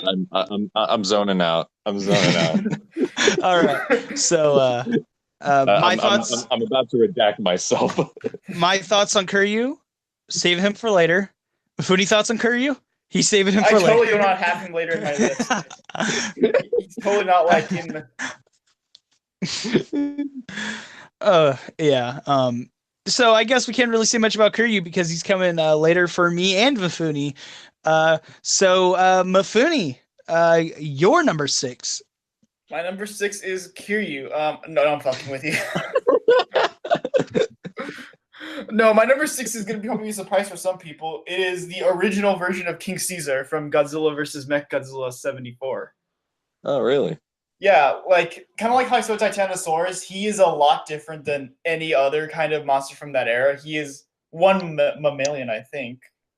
Or yeah, he's like not a reptile. He's not a space thing. He's not an insect. He's not a mech. He is like a lion, a Chinese lion kind of hybrid thing.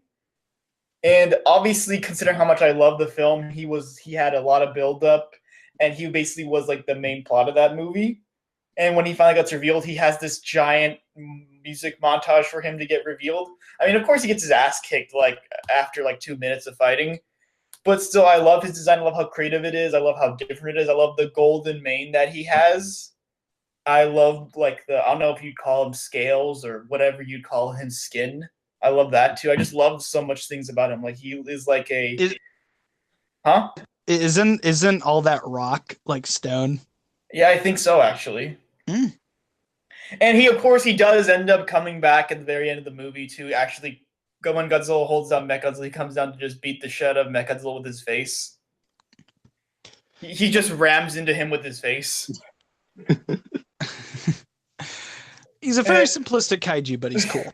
Like, at least it wasn't a buzzsaw, so like it didn't have all that thing going for it. And Garrus just got beat the fuck out.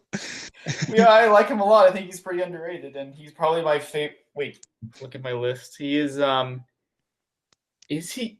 No, he's like my third favorite Showa monster. That just counting the Showa iterations of these monsters. That might indicate which ones are my top two. Hint, they're very related to King Caesar. Well, what are you guys' thoughts on him? If you have any. I really like the thing he does with his ears. I really like how they just pop up at times. It's just very adorable. Yeah, he reminds me of my dog a lot. Also really like how like at first he pretty much mogs Mechagodzilla by copying his beam and firing it back at him. And then Mechagodzilla's like, oh wait, I have missiles. Never mind. And then Mechagodzilla shoves his hand in his mouth. I love that. I was watching that with a friend, and I laughed so hard whenever Mechagodzilla just starts shoving his hand in King Caesar's As a kid, mouth. I thought like it was King Caesar biting his hand, but like no, he just fucking shoves that thing in his mouth for like no reason. He doesn't even shoot any missiles. He just like pokes his throat. He has a thing. Mechagodzilla has a thing with Jaws in that movie. Yeah, he definitely does. My thoughts on King Caesar. Really cool kaiju. His name has multiple spellings to it, and by the way, if you spell it any different to just CAESAR, you are a retard. I'm just saying. Wait, is that even the official spelling? That's how people spell Caesar. King Caesar, whatever. Not Caesar or whatever spelling people make up. Okay, I feel dumb. I wrote him down as King SEESAR. Jesus Christ, Mafoony! I feel retarded. My bad. King Seesaw. God, man. Okay, I'm talking to a racist. I'm talking to a retard. Wait, what? Wait, hold up. The first one. Wait, hold up. We all know David. We all know David has some deep down, like some racist background we don't know about. Hey now, I'm not the one who got us plugged by John Boyega, all right? Hey, no, I'm not the one who's the reason why we can't play half of the podcast we recorded. Oh well. But yeah, I like Caesar. I like him a lot. I think he's cool. A very simplistic kaiju. I really like the part where he runs into Mechagodzilla because he basically just tells Anguirus that, hey, I could actually do it and not get hurt. So overall, yes, King Caesar is cool. I really like his theme. Even like I don't even think it goes on too long. I just love every second of it. I love his theme, and I love how he like the mountain explodes and he comes out and he roars and everyone smiles when he sees him. Then when he goes back to sleep, a rock falls on his head and he is Dwayne Johnson really falls on his head. But yeah, that's my thoughts on King Caesar. So your go. My turn. My number 6. My number 6 is Kiryu, and I'm not messing around. Kiryu is my number 6. Yes, you are. Shut up. But I really like Kiryu because he's the one that he's the one that I feel like is the most expressive in terms of his design. Because when Kiryu is like good guy, right? He's over there. He's saving the people. He's defending Japan from Godzilla. He has this very noble, somewhat even cute look to him in his eyes. Like the part where he like bumps into Godzilla. Godzilla flies across like not Japan, but flies across a couple of streets of he whatever. Literally flies off the entire country of Japan. but he smacks into Godzilla. Godzilla flies off somewhere else, and I like the part where he turns to the nurse and the kid and the soldier and just like looks at them. I always love that moment. It really gives a good characterization to Kiryu. And overall, the reason why I like Kiryu a lot, because he's the one that's the most explained out of all the other Mechagodzillas. Like, he's the ones where they actually go in and they tell you how he's made, his origin, how he works, the different weapons he has. Like, they actually go out of their way to make this Mechagodzilla feel like it can actually exist.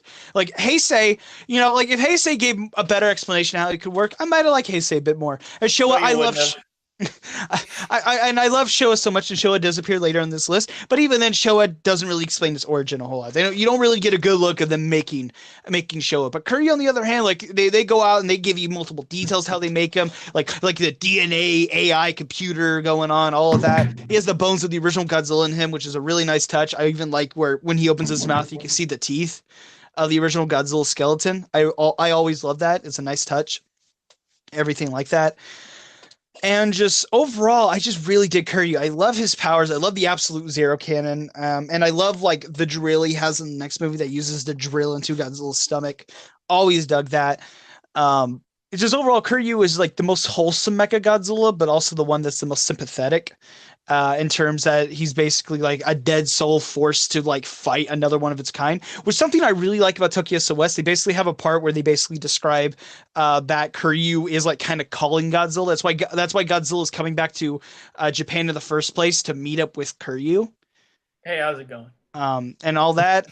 There was even a mention in a book in an interview that TitanGoji is Godzilla 54's son. It doesn't really affect it whole lot because you always get the feeling that the reason why Godzilla's attracted to Kiryu in the second film is because Kiryu is another one of his kind. But if that is ultimately true and that is like official that these two Godzillas are related, it's a father and son relationship. It has a lot more to the relationship between these two guys. And so overall, yeah, I really dig that. I really do. So that means there's like a mom Godzilla somewhere in there. Yeah, probably. I don't know. But yeah, overall, I really dig Kiryu. I personally prefer his 2003 design a little bit. I like the more wear and tear, weathered look that he has, and I like his battle pack he has more in the movie. The heavy arms look he's got more so than he does in 2002. But I also really do like 2002 a lot more. I actually like 2002 a lot more in terms of abilities and how he acts and his fighting style more so than 2003. But I like the design 2003 more. But that's my thoughts on Kiryu, and I know TitanGoji already gave his thoughts on it, and he's coming later for Mafoony. So let's go ahead and move on to number 5. TitanGoji, what's your number 5? My number 5 is Showa King Ghidorah. Now, as previously mentioned, like it's like whenever you see King Ghidorah in any Showa film, you know shit's about to go down. Yeah, this is gonna be epic. Literal shit. Oh, yeah. Happens. Like all the characters just shit. yeah, basically. And Godzilla's like, oh! and Hedera's like, wait, what? Hedera be like, okay, so as I was going to say, I definitely get the impression that he is like the end all be all like Showa Godzilla villain. And again, there are times where I feel he's kind of put into situations where he like he doesn't really do a whole lot. It's like almost every movie he's in, he's always just ganged up on. But at the same time, I do feel like that's sort of a testament to how like powerful like King Ghidorah is in a way, because yet again he is like a galaxy destroying space dragon controlled by aliens and whatnot. But then until you watch Godzilla vs. Gigan, and then he has to team up with Gigan, and he doesn't do much during the entire fight. It's like, no, you can do it. That's true. You got this. You got this. It's cool. You got this, fam. So that's pretty much all my thoughts on King Ghidorah. And I believe Mafoony. Yeah, we both talked about him already. So Mafoony, what's your number 5? The Showa Mechagodzilla. Hey, Either or of them, really, because. Yeah. My personal preference. If they're a part of the same continuity, they could both work. Like you could have like earlier with Anguirus, 55-68. You could. My personal preference goes to the first one because he's a lot more brutal with his monsters that he fights as opposed to the one Katsura controls. Like he's a bit more passive when Katsura controls him, but when like they're using them in the first movie, he's just fucking brutal. Like we already mentioned before, him basically just sticking his hand into King Caesar's mouth for literally no reason. Other than to just fuck with him. You know, like when I was a kid and I saw this movie, I had literally my only context for Godzilla before this was Godzilla 1984, I think. So I had literally no idea that the Godzilla that popped out of that mountain was a fake. And when I did see him, I was like, oh shit, this is like okay, this is epic. This is gonna be epic. And it was, because he just beats the shit out of Godzilla.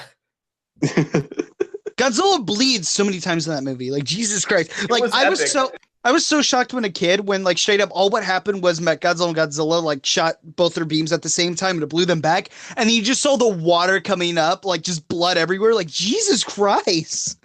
Yeah, he just has an awesome personality. I love him. He's just dope. Like he is one of the most iconic characters in. He is one of the most iconic characters in Godzilla history. I would say. Like, I would even say that due to like just the connection with Godzilla, he's probably the most, I would say, other than Mothra, a recognizable enemy of Godzilla in media. Like him and Mothra, like just because everyone knows Godzilla, Mech Godzilla, all that stuff. He is just dope. I like him so much. He's even cool in the sequel where he literally has missiles that destroy the entire street of a city. I don't know, like he literally just burns over and he just levels an entire neighborhood just because he can. And I even love in the entire Mechagodzilla how if you notice the way like him and Katsura literally like do have a lot of the similar motions, like the way that Katsura just dramatically falls down is the same way Mechagodzilla falls down. But yeah, he's awesome. He's dope, and he is epic.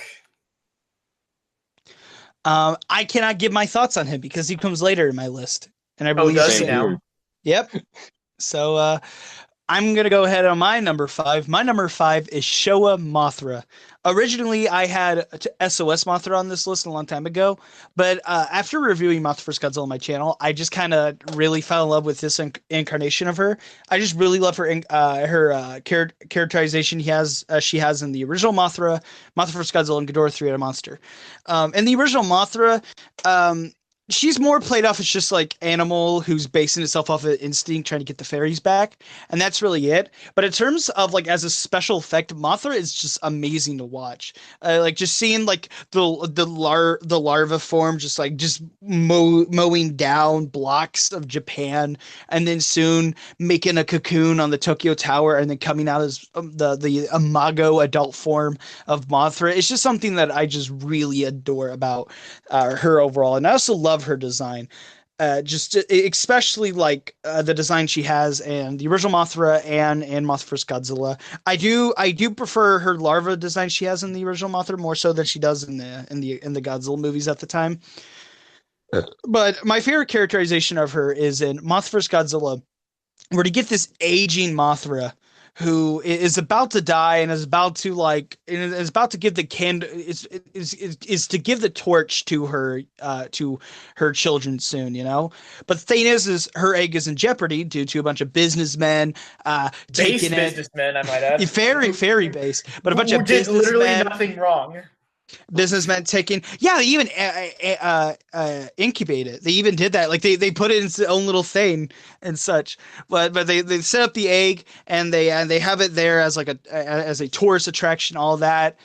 And Mothra doesn't like that, obviously, but then it gets in jeopardy once Godzilla makes his way to Japan, starts causing so much destruction, and makes his way to the egg. And Mothra comes in, agreeing to help the people of Japan and to save her egg from the terror that Godzilla brings. And just seeing Mothra give it her all, it is another example of why I love so much of like underdogs in kaiju movies. Like Mothra puts Godzilla in the defensive throughout the entire fight. Like Godzilla doesn't even get a single hit on her until like the very end of the fight, and that's how he's able to win. Like during the entire fight, it's just Mothra basically dragging Godzilla around, blowing like this pollen on him, you know, just completely memeing on the dude. And then Godzilla finally gets up and shoots his beam at her like twice, and she ends up dying, you know. Like I just really like that. I love seeing like this old Mothra trying her best to defend her children from Godzilla, and then she does. Godzilla goes off and tries to kill some school kids for some weird reason, and 2 Mothra larvae come out and they hunt down Godzilla and they finish what their mother started. He fucking loses to 2 baby moths. How does that feel, Godzilla fans? And I just overall just love her characterization of Mothra vs. Godzilla, and I love her in Ghidorah 3-Headed Monster, where the one larva comes up and like desperately like tries to convince Godzilla and Rodan to help. They of course go, no. and she goes on and takes on Ghidorah on her own, and but due to her courageous act and her trying to take on a foe that she absolutely cannot do all by herself, that finally convinces Godzilla and Rodan to help her out. I just love Mothra overall. Mothra is just one of my favorite kaiju. I love her Showa appearance so much. And that while her design overall is not my favorite, that goes to the 2003 Mothra, it still is probably maybe like my second favorite design of her. Until maybe like King of the Monsters comes out, because that design's piqued my interest with that.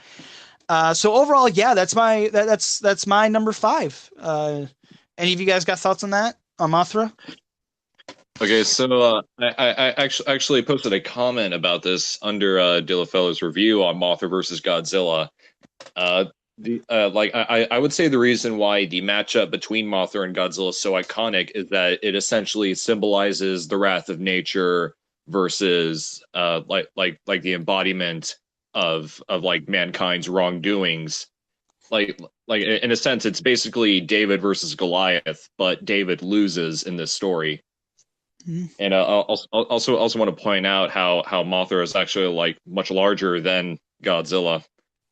Yeah, just getting mogged. Mogged. Yeah, every Godzilla movie since then, every hate movie series since then has made Mothra smaller and smaller. And then one thing I want to add real quick is, since you mentioned that, another reason why I love Mothra so much is that she's basically the polar opposite of Godzilla. Like, Godzilla walks on 2 legs. He's like dark in color. He's covered in scales. You know, he swims deep in the ocean. All of that. He's very slow, but he also has a long range beam attack and everything like that. But Mothra, she doesn't got that. She's super colorful. She's covered in fur. She could fly super fast. Like, she's strong, but at the same time, she's not as durable as Godzilla. Like, once she gets hit twice with Godzilla's beam, she's like out of the movie. She's dead. All of that. I just really love that the whole comparison and interaction Godzilla and Mothra have. They're just completely polar opposites. Some people say like King Kong is because he's like a mammal, but like King Kong walks on 2 legs, right? You know, he has like 2 legs and 2 arms, just like Godzilla. But Mothra, she's got like 6 legs and all of that, and she could fly. You know, it's just that's something I just really love about that. Mafoony, any thoughts on Mothra? She unfortunately did not make my list, despite the fact that I pretty much love a ton of movies she's in, particularly those that are in the 60s and the 2000s. Yeah. You can tell what I'm omitting here. But yeah, she's just the way, like, Godzilla's like very brutal, menacing, but she's very like elegant, beautiful kind of monster. All of her, pretty much what I love about a lot of the show movies, like Godzilla versus Mothra versus Godzilla, not the other one. The original Mothra, just a shitload of movies that she's with, like, just the story about, like, she always, when you get her right, she is in some of the best movies. Yeah. Like, of just the entire series and just tokusatsu in general. And she always commands like some of the best music ever in the series, great stories, and what else was I? And like you said, like, just the contrast in nature between the two. Like, there's a reason why Mothra is like the iconic Godzilla foe, because like her and Godzilla are just total opposites. Like, she is often portrayed as like there's this like kind of stereotype with her, like it always says like, oh, she always dies or she's very weak. But like the truth is she really isn't that weak in a lot of her entries. Like, she gets the job done half the time, most of the time actually. The thing is with a lot of her deaths are usually always her sacrificing herself to save something else. Yeah, and like whether it's Ghidorah and GMK or her kids in Godzilla vs. Tokyo SOS. Yeah, and she doesn't die in Final Wars. Even some people might believe that. Does she? I don't know if the end credits is canon or not, but and in Rebirth of Mothra, she dies to protect her son, and I would say maybe they might be that after that the end credits, because when you see her like fly through Gigan, you still see her after, like you can still even see her without the flame, like for a quick frame. I remember seeing that Final Wars. So she's just being a total asshole to Godzilla, but not even helping him in the fight. Yeah, she did what she needed to do. All right, she's out of there. The prophecy had her fight Gigan again. She's done. Godzilla can deal with his own stuff. All right, Godzilla, I'm about to head out. but yeah, I guess it's Mothra for us. So number 4, TitanGoji. What is your number 4? Actually, I just want to mention that now that I think of it, I probably should have included Showa Mothra in this list, but I did not. So anyway, moving along. My number 4 favorite kaiju is Biollante. I absolutely love the sheer amount of effort put into Biollante, who was originally a character pretty much created by a dentist, back when Toho held that story competition back then. Like there were so many like ideas and concepts that went into this character, and the final product, and the final product was absolutely astonishing. Like I cannot Absolutely fantastic. yeah, so It made TitanGoji say, "Okay, this is epic. okay, this is epic. Okay. This is epic." I just want to start off by bringing up her rose form at first. And now if you've seen the movie, you know that Biollante is essentially like the daughter of this one scientist. Like her DNA mixed with Godzilla's and a rose pretty much created like this one monster. And there's always this like this very sorrowful yet beautiful at the same time, like sort of presence about her. Like just the fact that it's a giant rose, there's something unsettling about it, yet you can't just help but stare at it. And I also really like, I also really like its cry, which originated from Sayonara Jupiter, I should add. Like it's almost like Erica herself is like crying in a sense. Like again, it's very sorrowful. And where it really gets going is her next form, like later on the film, where she has like this core thing at her stomach. She has like a crocodile head, with like teeth everywhere. Crocodile head with teeth. Yeah, okay, so. And now I would say that Biollante is the absolute best kaiju in the Heisei era, mainly because of how her special effect is executed. Like they had like whole teams of people like pull on ropes just to make Biollante work. Why didn't they do that for Destroya? I don't know, but they again, I really can't describe how. Maybe if Absolutely. prohibition existed in Japan, we'd have better effects in that era.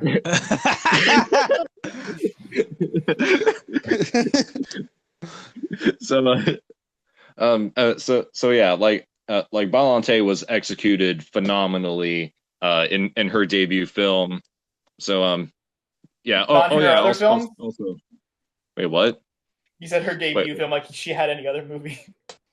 Oh no. Okay, it's not like her movie. Like Sorry, I'm just being a dick. I don't know why I said that. I'm zoning out. Is Davis retarded?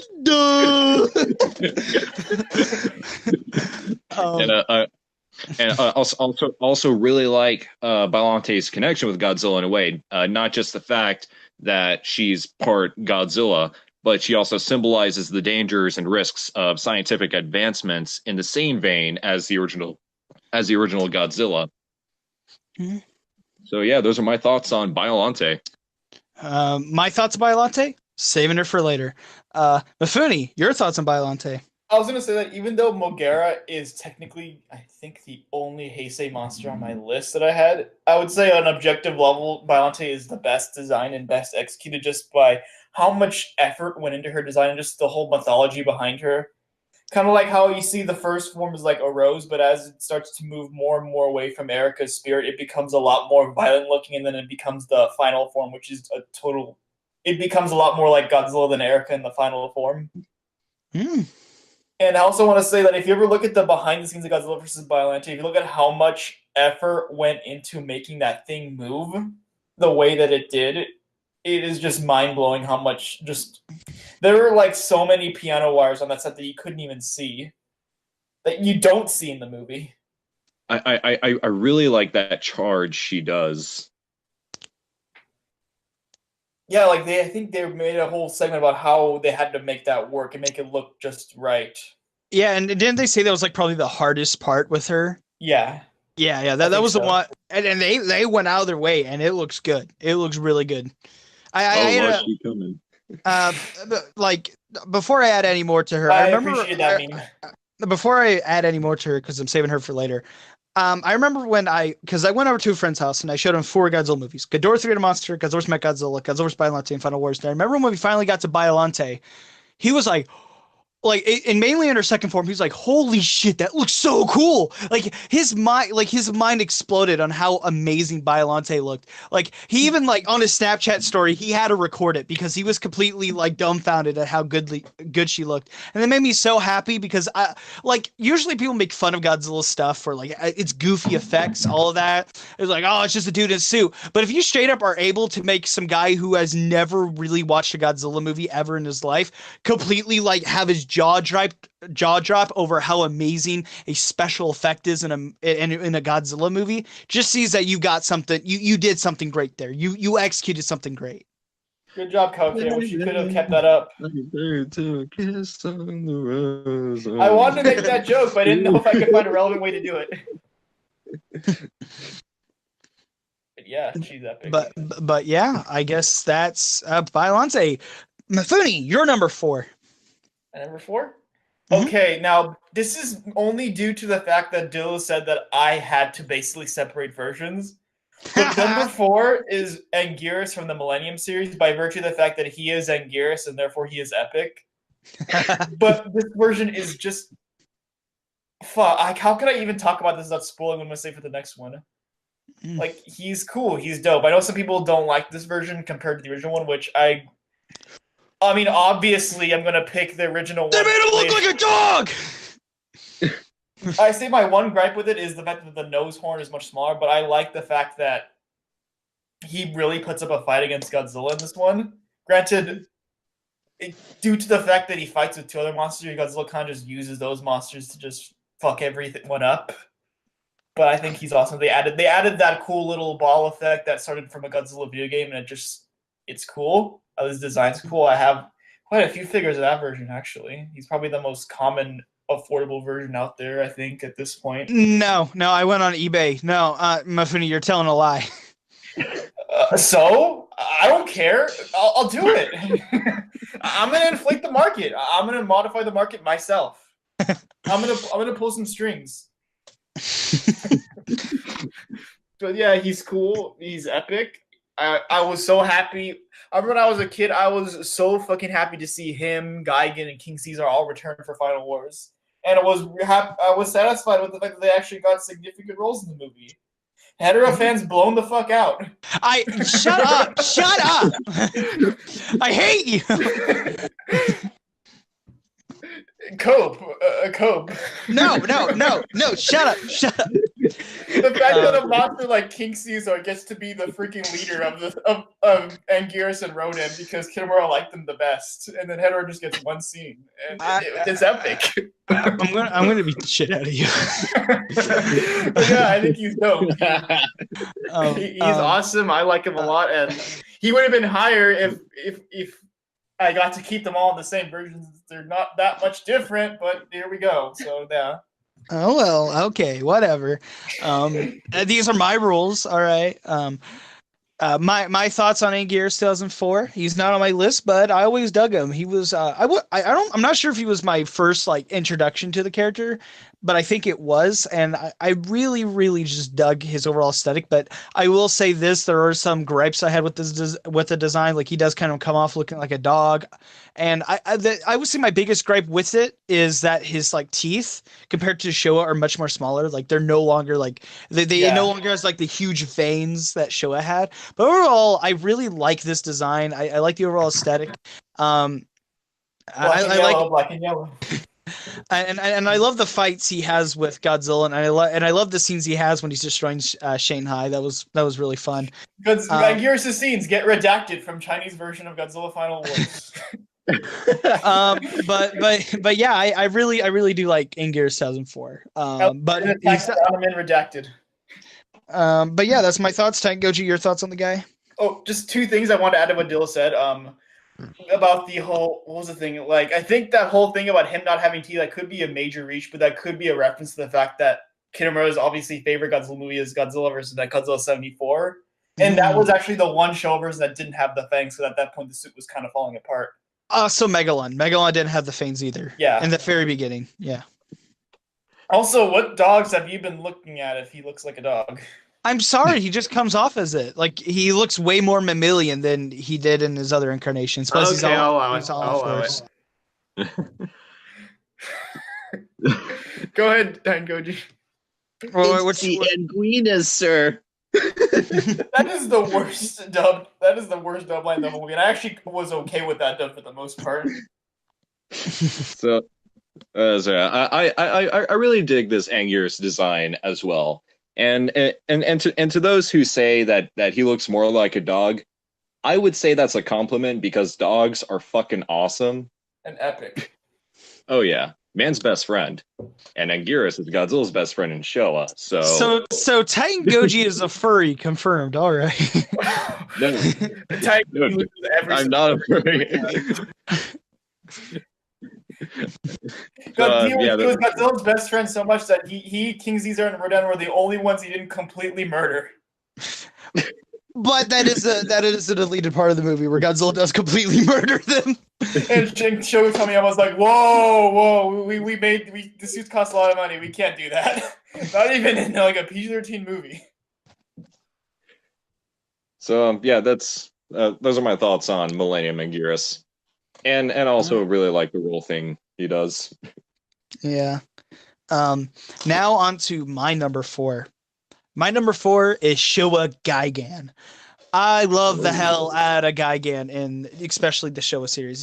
He's tough. He actually does a number on Godzilla. He busts his head open. He cuts his shoulder open. I just overall love his design, and I actually prefer that he doesn't have. I'm glad he doesn't have the laser thing that they originally wanted to do in the movie, just because I feel like all the weapons he has can kind of give the point that he's just basically a giant knife that's ready to cut you up. I feel like a laser kind of takes away from that purpose. I feel like just having Gigan just slice up an enemy instead of just like shooting them with the beam.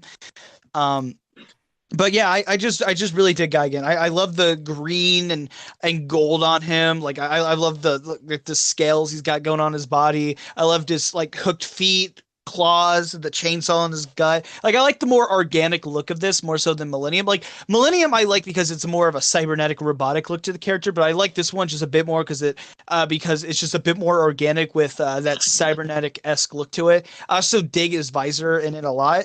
And I just really dig his personality. He does kind of come off as like a coward traitor in a way of like in Godzilla vs. Gigan, his own movie where he takes like top billing with Godzilla in it. He ditches Ghidorah and has Ghidorah get completely pounded by Godzilla. Doesn't he leave first? Doesn't Ghidorah leave first? I think. I don't remember. I need to rewatch the movie if I'm making that assumption. As someone who literally rented that movie like to the point where my parents were really annoyed at VHS, yeah, Ghidorah leaves first, but he does ditch Megalon. Yeah, he does ditch Megalon, which is something it just adds to his character. All right, Megalon, I'm about to head out. But yeah, I just overall really dig his design. His Megalon design, I like too because that was a completely new suit. But that one, makes him more chubbier. It makes his visor look a little bit more sadder in a way. Not that they're actually doing anything to like with this character. Sad. It's just his visor is a little bit more droopier. But yeah, I just really dig Gigan. Yeah, I just really dig Gigan, and I love his roar in the movie. He's such an amazing inclusion into the Godzilla Kaiju catalog. Just really nice. I really wish we got to know more of his origin. We do know he's involved with like the Space Hunter M aliens, but I wish we got to know just a bit more about him and how he and how he was made and such, which at the same time I'm also fine with that because I kind of like the fact that his origin is a mystery in a way. That's probably why I like Ghidorah a lot. Explain a character whose ambiguity is literally part of his whole character. Solo. But yeah, I really dig Gigan. I just love him. I remember watching because I owned the VHS of Godzilla vs. Gigan when I was a kid. And I watched that movie so many times. It was so much fun. Like that movie always kept my attention. That final fight was a blast to watch, even with all the stock footage and even with the very slow down like footage. That how the monsters kind of move a little awkward at some points. I love the hell out of it. It was so much fun. It's raunchy. It's raunchy. He's very weird, of course. Yes, obviously. By the way, no, they weren't smoking crack when they were making this design. Okay. I hate that joke so much. People have made that joke ever since like the beginning of the internet. Like this Godzilla movie's a little wacky. Little wacky. They must be doing a heroin. Like all that. Shut Actually, up. no one was on drugs, but I do remember when I think there was a problem. What happened was the guy who designed the Gigan suit actually had his claws made out of fiberglass. So Ken Satsuma, who would go on to play Godzilla in the Heisei series, was actually really pissed off at that he couldn't even pick up his hands in the fight. And Teresa Nakano basically had to step in and say, like, okay, you're going to have to make that lighter. We're happy. These guys are gonna like almost die anyway. So I want it to be at least be pleasant. Yeah, Teruyushi Nakano wants at least his victims to feel comfortable before they get blown up. But yeah, that's my thoughts on Gigan. He's a very interesting, weird, but awesome kaiju who has really cool abilities. Dude, okay. King Caesar was able to run into Mechagodzilla with no problem. And Garrus, though, he's an idiot. And the thing is, I actually no, I don't think he's an idiot. I think they kind of give a hint, like it's implied in a way that the reason why he charges at Gigan is not because he's actually charging at Gigan. He's trying to get to Godzilla because he sees Godzilla being zapped by King Ghidorah and he's trying to help him out, but Gigan gets in the way and cuts his head open, slices up his face. Funny thing, when I saw it on DVD, I totally forgot that scene was in there. So when I'm like saw it, I'm like, what the fuck was that? Yeah. But yeah, just overall Gigan, I really like him. I really dig him a lot. So that's my number 4. Any thoughts on him? Any additional thoughts? Because I think he's already been on your guys' list already. Well, I mean, the things I said about some of the things I said about Final Wars Gigan can also apply to Showa Gigan. He's definitely one of Godzilla's more fierce opponents. Like definitely like armed to the teeth. But I do feel like the one thing Showa Gigan has over the Millennium Gigan is that it's to the point where it's necessary. It doesn't really like overdo anything. Like it's just right for Showa Gigan. Yeah, and I agree with that. Mafoony? I didn't address it earlier, but I love how much personality he has, like how giddy he is, the fact that his enemies are getting hurt. Oh, I love his little interactions with King Ghidorah and Godzilla for Gigan, like where he's like goes, knocking him on his wings, like saying, "Hey, look what I just did." And I love the parts where he claps his claws together. It's just so great. And I love the parts of Megalon where he's like basically high-fiving Megalon and they're there having fun. And then once they see Godzilla and Jet Jaguar fly out of like the little fire pits, they're like, oh my God, they could do that. He's just like he's just having so much fun. Like they're just super bros with Megalon. It's fun. It's wholesome. Yeah. Like he's super bros with Megalon. With Gigan though, like they were like having fun, but once immediately like their mind control went out, they just got pissy with each other. When him and King Ghidorah, I think, but like him and Megalon were actually legitimate friends. Yeah. But yeah, that's yeah. I guess that's our thoughts on Gigan. Moving on to number 3. TitanGoji, what is your number 3? Showa Rodan. Ooh. Oh yeah. He wasn't good enough for Godzilla, but he was for TitanGoji. Hey, on my original list, he was like I believe like maybe number 3. But I ever since then I was on a Rodan kick during that time. He went to honorable mention. Yikes. Okay, so in the same way that Gigan is like a bro kaiju in a sense, Rodan is a total bro, especially in Ghidorah the Three-Headed Monster and Invasion of Astro Monster, where I mean he's like a huge team player, except in Destroy All Monsters, I should add. I mean he doesn't really do much in Destroy All Monsters, right, but guys, anyway, he's but anyway, he's definitely one of the most iconic monsters in the series, and I do feel like most of that has to do with his solo film, Giant Monster of the Sky Rodan, which is definitely one of the best non-Godzilla Toho Kaiju films ever made, and I really like how his character and his movie has like a sort of horror-esque edge to it. I think Dylan mentioned that earlier. And yeah, Rodan is litty. Show Rodan is litty. Something yeah.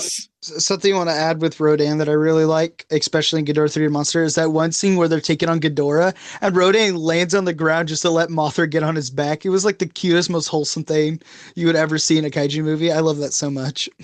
Respect. Yeah, and I'm really happy that in King of the Monsters we're finally getting this sky battle between him and Ghidorah. I've been wanting that for Totally like fair ever. fight, by the way. Yeah, but I remember for like I remember whenever that was announced, like I would say yeah, like in 2015 I was pushing this, but like I saw a piece of art of like Rodan and Ghidorah fighting, and I immediately thought to myself, this needs to be in Godzilla 2. And guess what? For what we've seen in that one TV spot, we're gonna get that, and I'm very excited. Rip in peace, Rodan. Tried to actually head-on collide with Ghidorah. I mean, he actually did that in Ghidorah the Three-Headed Monster, and it worked. But like they were more closer in size in that one. He's just like a fucking massive. And the thing is Ghidorah was already getting memed on by Godzilla, Rodan, and Mothra all combined at that time. So Rodan just basically put him back down on the ground, and that was really short. Like I want to legitimately like 3-minute long fight between like Ghidorah and Rodan just smacking each other around, and then of course Ghidorah winning. Nah, all man, that. Rodan takes him off. But yeah, Mafoony, your thoughts on Rodan? He's cool. Like, I like him, but he's never like I guess been in my top favorites. I guess mostly because of due to the way that renting VHSs worked. My main exposure to him was the Heisei one for a lot of the time, so you could probably imagine why that wasn't the best impression.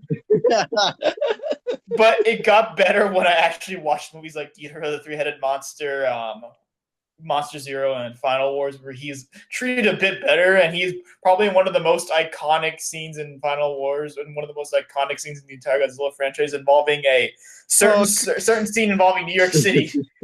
Oh, come on, put the gun down. Actually, too late for that. The Godzilla equivalent of the plane scene from The Dark Knight Rises.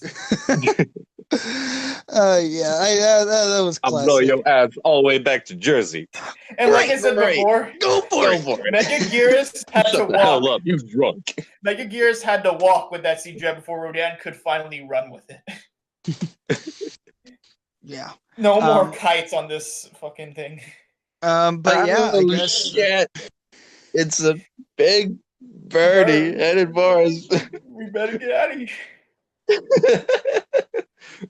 But yeah, I actually watched Final Wars with some classmates last year, and we all just laughed our asses off at that scene. It was oh my god, yeah. When we watched Final Wars, genius. me and my friend, when we watched that, we still quote it to each other, and we show like the clip to many friends because they don't get the context. Like we straight up in the middle of class go, "It's a big birdie."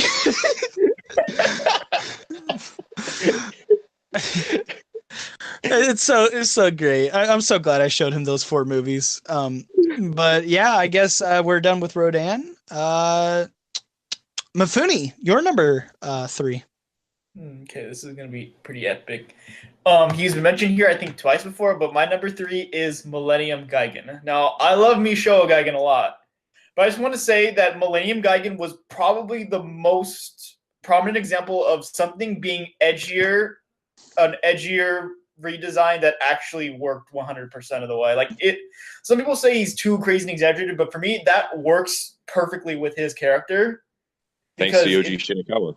Yeah, Yoji Shinkawa basically made him like this edgy, cool thing, and it 100% worked with Gigan because that's his whole character. He has, again, that cocky kind of personality, and of course he kind of gets his ass kicked twice. But I think he's awesome. He is one of my favorite designs from that whole. I think he might be my favorite redesign from that whole movie. Well, I guess I like Godzilla's design a lot too. But when it comes to monsters that didn't appear for like 20 to 30 years, he is my favorite redesign.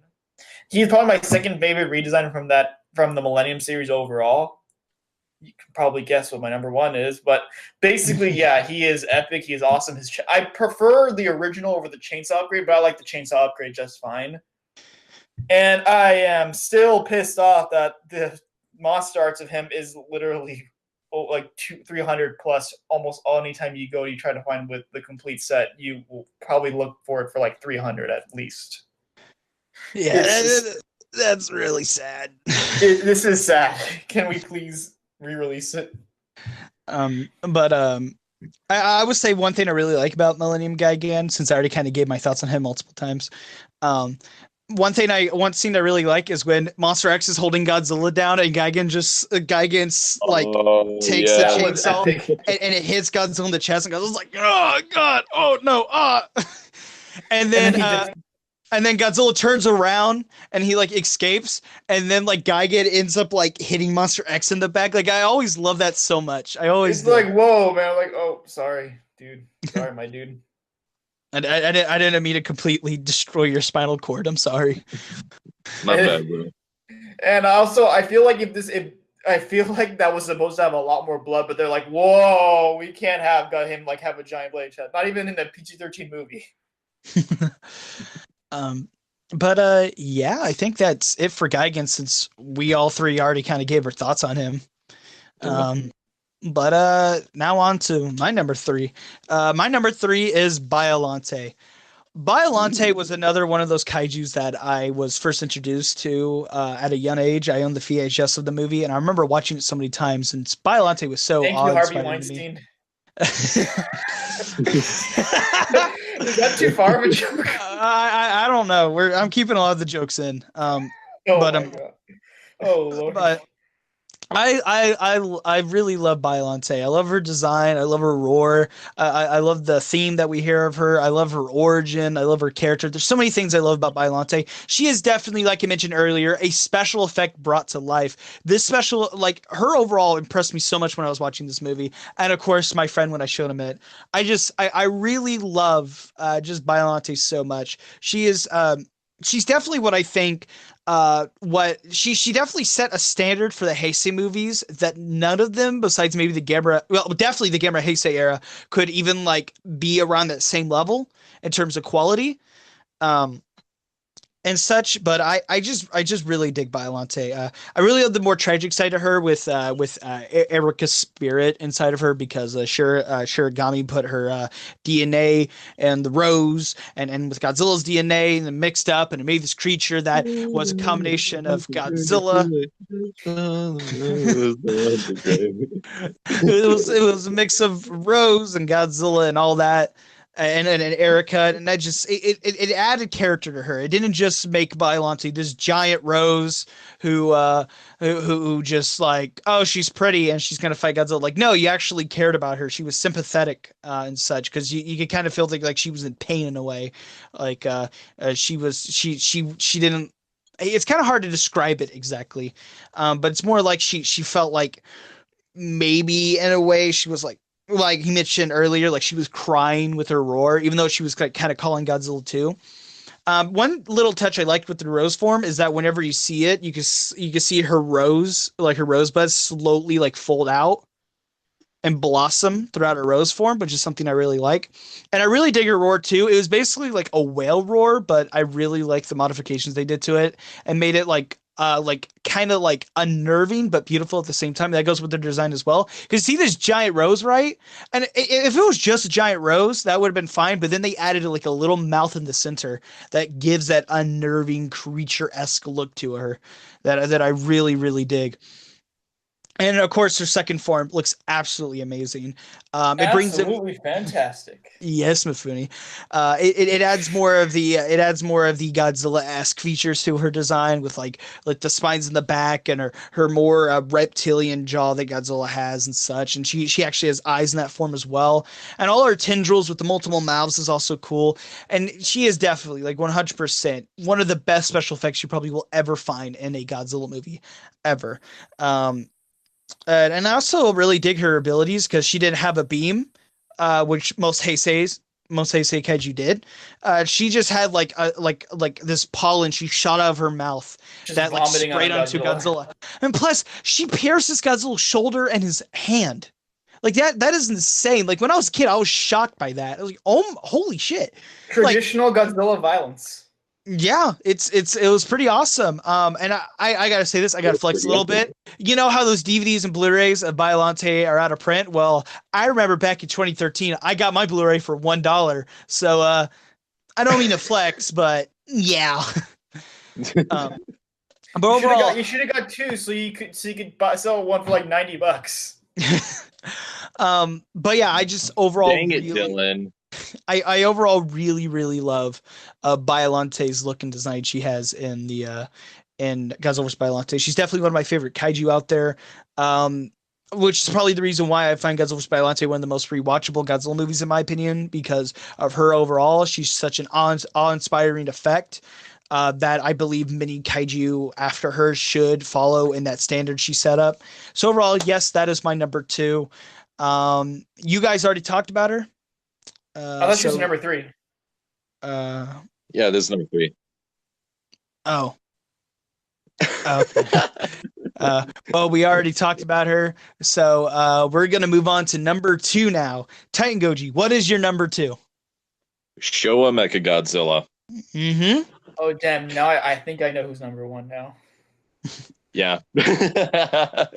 Hey, say Because- Mechagodzilla. Shut the fuck up. Anime Ghidorah. There you go. Okay, so I think Dylan mentioned this earlier as well. Like he was definitely like he was definitely the big bad of the Showa series, and it was also during a time where like Godzilla villains kind of seemed like a little like formulaic in a sense. Mechagodzilla, despite also being like an alien invader, he also had like this sort of edge to him, and in the same way as Hedorah, it wasn't really afraid to push any boundaries. He actually managed to defeat Godzilla on one occasion, even making him bleed a shit ton, even more so than Gigan. And I feel like Mechagodzilla in Showa was definitely a successor to King Ghidorah in that sense, in terms of being like a major villain. Basically, Maga Ghidorah. Yeah, pretty much. And also, I really like the design, the overall aesthetic, and I really like his personality. And I personally prefer his Mechagodzilla 2 incarnation, the 1975 version, but I'll go more into that later for personal reasons. So yeah, I'll just leave it at that. Yeah. I'm saving my thoughts for later. Mafoony. I bet it's gonna be like number 2. But yeah, my number 2 favorite is also a version of Mechagodzilla. It is Kiryu at long last. I finally get to talk about this monster.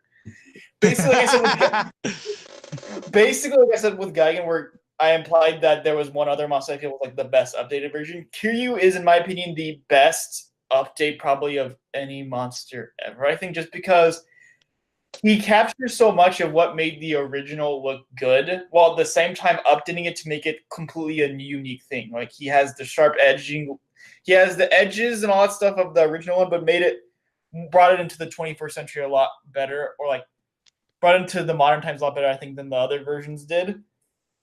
Like obviously you said, he has a lot of personality with the fact that he is built from the skeleton of the original Godzilla. And the fact that that entire thing factors into the whole theme of Godzilla against Mechagodzilla I think, in a great way. Like how he relates to Akane and Sarah together, and how that whole thing was basically just the backbone of that movie, and it worked really well, in my opinion.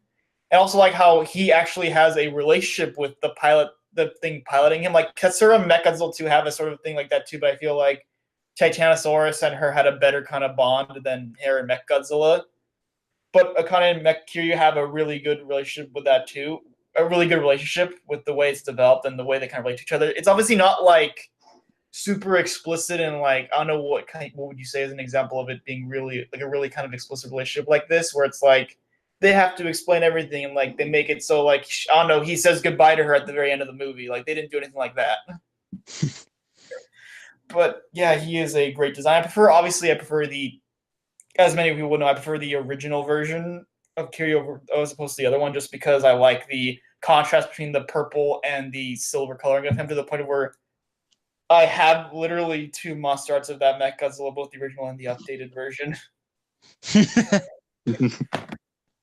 And I'm trying so hard to think of just things to say that that hasn't already been said. Like he was probably my favorite character to play as in all the Piper's Godzilla games. Like I literally didn't get the GameCube version because I wanted to wait for the Xbox version that has Godzilla 3 as he was known at the time in that game.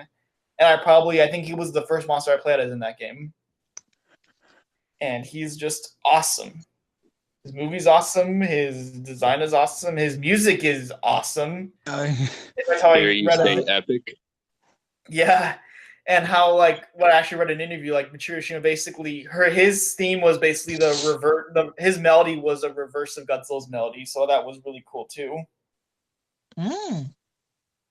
And I don't know what else I can say that I haven't already said. It hasn't already been said already. Well, I can't give an opinion on it because I already did, and so did Davis earlier. But the funny thing is me and Davis tied up twice. I also have Mechagodzilla Showa as my number 2 favorite as well.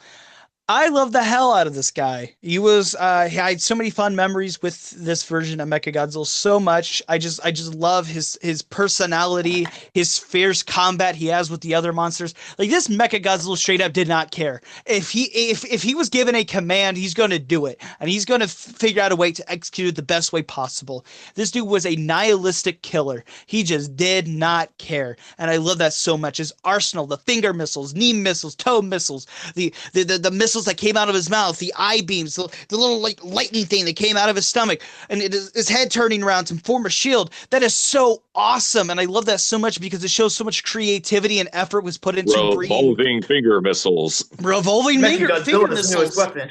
And so much effort was put into this guy, and I love the whole thing of fake Godzilla where he disguises as Godzilla in the first place, and then it's revealed he is, and once he's finally revealed, the coolest intro ever to a kaiju ever was shown, and it was just absolutely great. Just hearing a dum dum dum, bum bum bum bum bum bum, and copyright strike.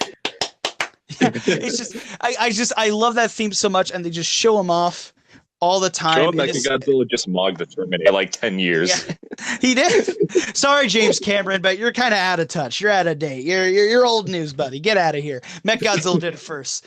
But I really, really dig Mechagodzilla and his overall personality. And I love how in the first movie, it's like 3 kaiju go at him, and it takes Godzilla pulling a power out of nowhere that he got from lightning that hit him in order to have Godzilla get the upper hand on him. You know, it's just I love it so much. And in Mechagodzilla, I really love the amount of destruction he causes, because we never really see Mechagodzilla cause like a lot of destruction before. But in Mechagodzilla, we get to see it, and oh my god, it's amazing. It's a blaze of glory. That while he's a lot more not slimmer, he's a lot more tamed and a little bit more passive in terms of how he fights. You good? Yeah, I dropped it again. I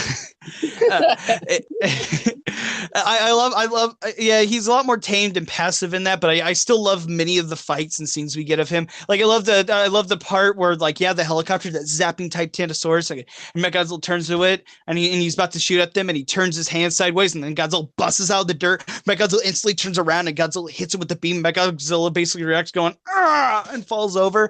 I love that so much.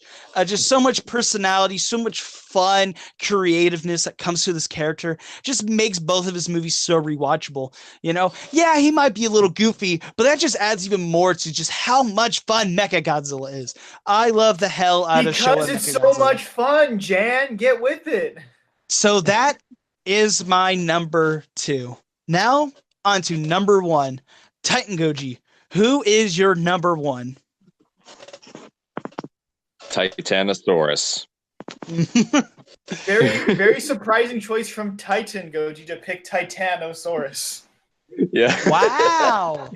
I actually thought that what your name was based on Titanosaurus before. I was like, oh wait, Attack on Titan. I forgot. Well. It seems that TitanGoji is also going to be in King of the Monsters apparently, but under the name Titanus Gojira. I demand loyalty checks, legendary, please. So okay. So anyway, jokes aside, I love the shit out of Titanosaurus. I love Titanosaurus to the point Well, I mean, of course, he's my number one, so that's pretty much there already. Okay, so I really like his character and how he used to be a peaceful monster, but is then forced, uh, but is like forced to do like pretty terrible shit and help like conquer the world and all that. I also feel like him being a pawn highlights the ignorance of mankind when it comes to a hunger for power. And I also feel like that goes back to the original Godzilla, where it also like reflected a theme similar to that in a way. And I also really like how. I also really like how Titanosaurus really stands out among other Godzilla kaiju uh, as like this crimson aquatic dinosaur creature. And I also really like his ability where he can use his tail to create hurricane like winds. And and I also really love the moment where he pretty much bites down on the top of Godzilla's jaw and like throws him around. It's pretty sweet. He also kicked Godzilla pretty far as well. So Titanosaurus has the most powerful kick in the Godzilla canon because of that scene. Dude, Titanosaurus can throws Godzilla around so many times. Like he is so strong, he basically has Godzilla defy gravity. No, he tosses Godzilla like a curveball. Like Godzilla curves around a mountain when he throws him. And I don't know if anyone notices, but when he's lifting him up, he actually punches him, and that's what causes Godzilla to get lifted up that far. Oh yeah. I mean, okay, so I definitely love I love every encounter with Godzilla and Titanosaurus. Like I really love his fighting style too. It's almost like a mix. Well, it's basically mixed martial arts is what he's doing. It's pretty much a mix of boxing, wrestling, and well, kickboxing.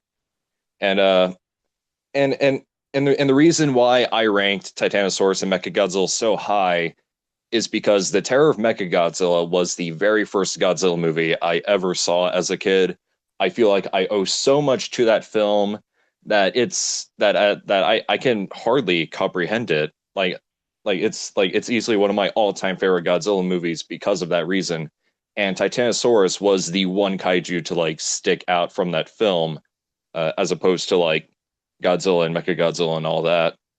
And in a sense, I kind of feel like Titanosaurus is kind of like the Goro of that movie because Mechagodzilla is the main villain. Titanosaurus is like the secondary villain who's also like who's technically like stronger and larger than the main villain Mechagodzilla. And and going back to his design, I mentioned one time that he's also kind of like the David Bowie of kaiju in a way where his design it's something you can't just help but just keep looking at it. It's like a very hypnotizing presence. And again, wait, actually not again. And like what Dylan said, I really like his cackle. It's pretty damn cool. So yeah, that's all I have for Titanosaurus. Just want to add one more thing that Goji made me realize I forgot to say about Kiryu. I also love Kiryu's fighting style a lot. One of the major reasons why I like him a lot. He didn't just stand around and wait for Godzilla to run into him. He actually had melee weapons, you know? He actually stabbed Godzilla one part of the fight. And in Tokyo SOS, he drills into Godzilla. Like, Jesus. He didn't have to wait for Godzilla to shoot at him at least 12 times before half his shit even worked. But yeah, I really love Titanosaurus. I didn't grow up with Godzilla. I would say if I did, he probably would have been a little higher on my list because most of the kaiju that are in like my top 10 are kaiju that like I grew up with or had very fond memories of. I think that's all of our lists. Yeah, a lot of them are, but some of them are just kaiju that I just really ended up loving, even though I caught on to them like a little later than you guys. Like Titanosaurus. That's really actually about it. Besides my number one. My number one took me a bit to really fall in love with. But yeah. Dr. Mafoony, your number one. I think many people probably figure out what it is already, or maybe they'll be surprised by what this is. But my number one is the Showa Anguirus. Now, like I said before, with this one, Godzilla vs. Mechagodzilla obviously has a lot of value to me. It just as a movie that I love a lot now, and has a movie that I loved a lot then. And what I love a lot about Anguirus, he's just a classic style design. Like, there's nothing super complex about it. He is a dragon-looking dinosaur thing with spines on his back. Like, it's simple, but it works. Like, in Raids Again, which I honestly keep going back and forth which one I like more. Like, what I like about Raids Again is that he looks a lot more dragon-like. He looks a lot more fierce. He has a lot more. He, I think, fights a bit better in that version as opposed to the other ones, and he gives actually Godzilla a pretty good fight until the very end. And his roar is really menacing in that movie too. Like, I don't know if you ever heard the unedited roars from Anguirus in that movie, but they're really. It's like almost like a fog horn or a car horn with like a violin in it, and it's really creepy sounding. But yeah, it's just really cool. I really like that design, and I'm still pissed we never got that figure they were supposed to make of that design. That one. I also want to mention that Mothra's roar is actually a high pitched Anguirus roar. Based. Oh, I didn't know that. And you know what? Yet again, like, hey, Ghidorah, are you paying attention? And it's funny you mentioned that because there's literally a moment in Mothra vs. Godzilla vs. Mothra 92 where Mothra's in pain and she literally makes Anguirus' roar. It's not even edited. Like, I also want to add that the Varan roar isn't actually Varan's roar. It's actually heard in Rodan for a brief moment. But the roar you hear like half the time is a modified version of the original Godzilla roar. Yeah, there's like a little bit of 84 sometimes that peeks through as well. And then there's the iconic showing here that everyone knows and everyone loves. I think what I like about this a lot is obviously that his spine fits a bit, his carapace fits a bit better. I like how he has that sort of kind of sad, perpetually sad look on his face when you look at his mouth and the way it opens. And he looks a bit more cleaner, I guess you could say. I don't like how he doesn't fight as well as the old one did, but I do like how, again, he's tenacious. He might not always be the best fighter, and he always, to be fair, he fights against probably the toughest and most brutal enemies in the Godzilla series and the Showa series. Like, the dude had to fight Gigan, King Ghidorah, and Mechagodzilla. Credit where credit is due. He fought like the most brutal monsters, and half of them were one-on-ones. You can't blame the guy. There's just so much like iconic imagery that I have from Anguirus from my childhood, like all the stuff, like the things with Gigan where he's in the ocean and he's swimming with Godzilla, that scene where they talk, the fight with him and Mechagodzilla, all that shit is just iconic for me. Like, he's such a great classic design, and to his credit, him, Gorosaurus, and Godzilla and Minya the only monsters who actually did anything of value in the last fight of Destroy All Monsters. Manila choked out Ghidorah's head. Rodan didn't do shit. Mothra and Kumonga basically just jizzed a bunch of webbing on Ghidorah that didn't do shit at the very end. Manda and Baron just didn't do anything at all. They were just bystanders. They were Gorosaurus, Anguirus, Godzilla, Minya were the fucking team players there. Gorosaurus was being probably the big MVP. But yeah, I love this monster. I love Anguirus so much. He's fucking epic. He is epic. I even say at some points he has even been. I have actually liked him even probably more than Godzilla at several points in my life. Moonlight SY3 did much more than those other monsters. Yeah, Spotlight, Moonlight, SY3. Yeah. I wish so much that he got more figures other than, like, I like the 6-inch one that he got, and the slightly bigger 8-inch one he got, but I wish that he had so much more from Bandai. And Monster Arts, I said this before, I'll say it again, I literally do not give a shit what version gets released as a Monster Arts, just releasing Gears as a Monster Arts, for God's sakes. Like, I don't care. Like, even do the one that they literally never made for GMK, just give me something. They end up doing the concept art ones for Destroya. Keanu Reeves from Dracula video game expression.jpg.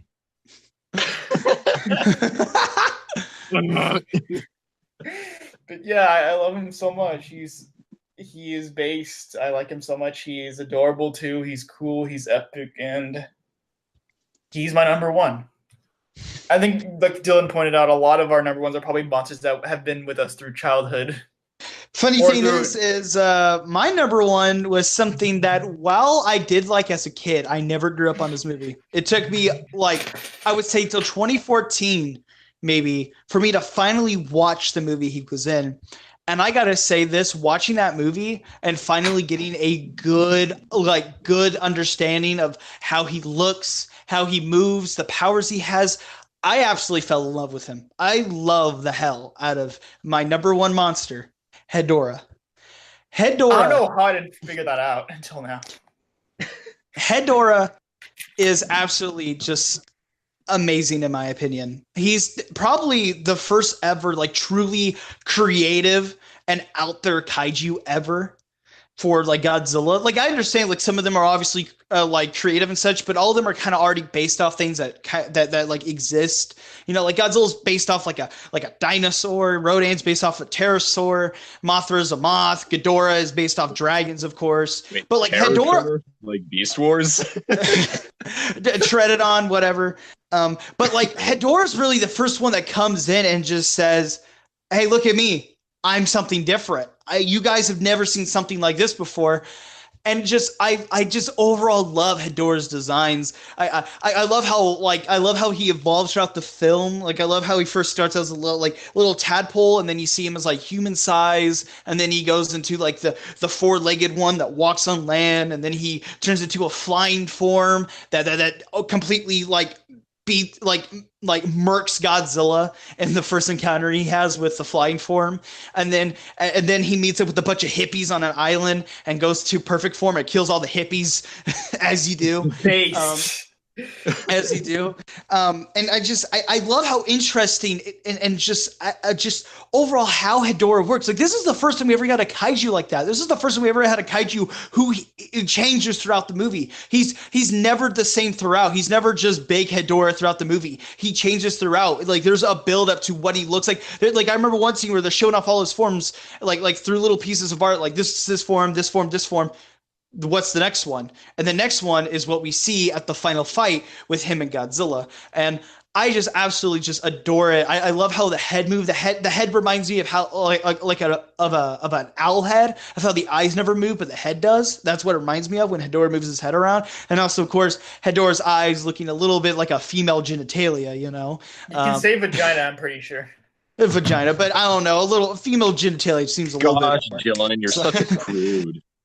But you're gonna offend all like one of your female viewers. I'm just trying to keep myself okay. I don't want to. Okay, I'm sorry. His eyes look like coochies. Okay, there you go. but I just overall just eyes, ma'am.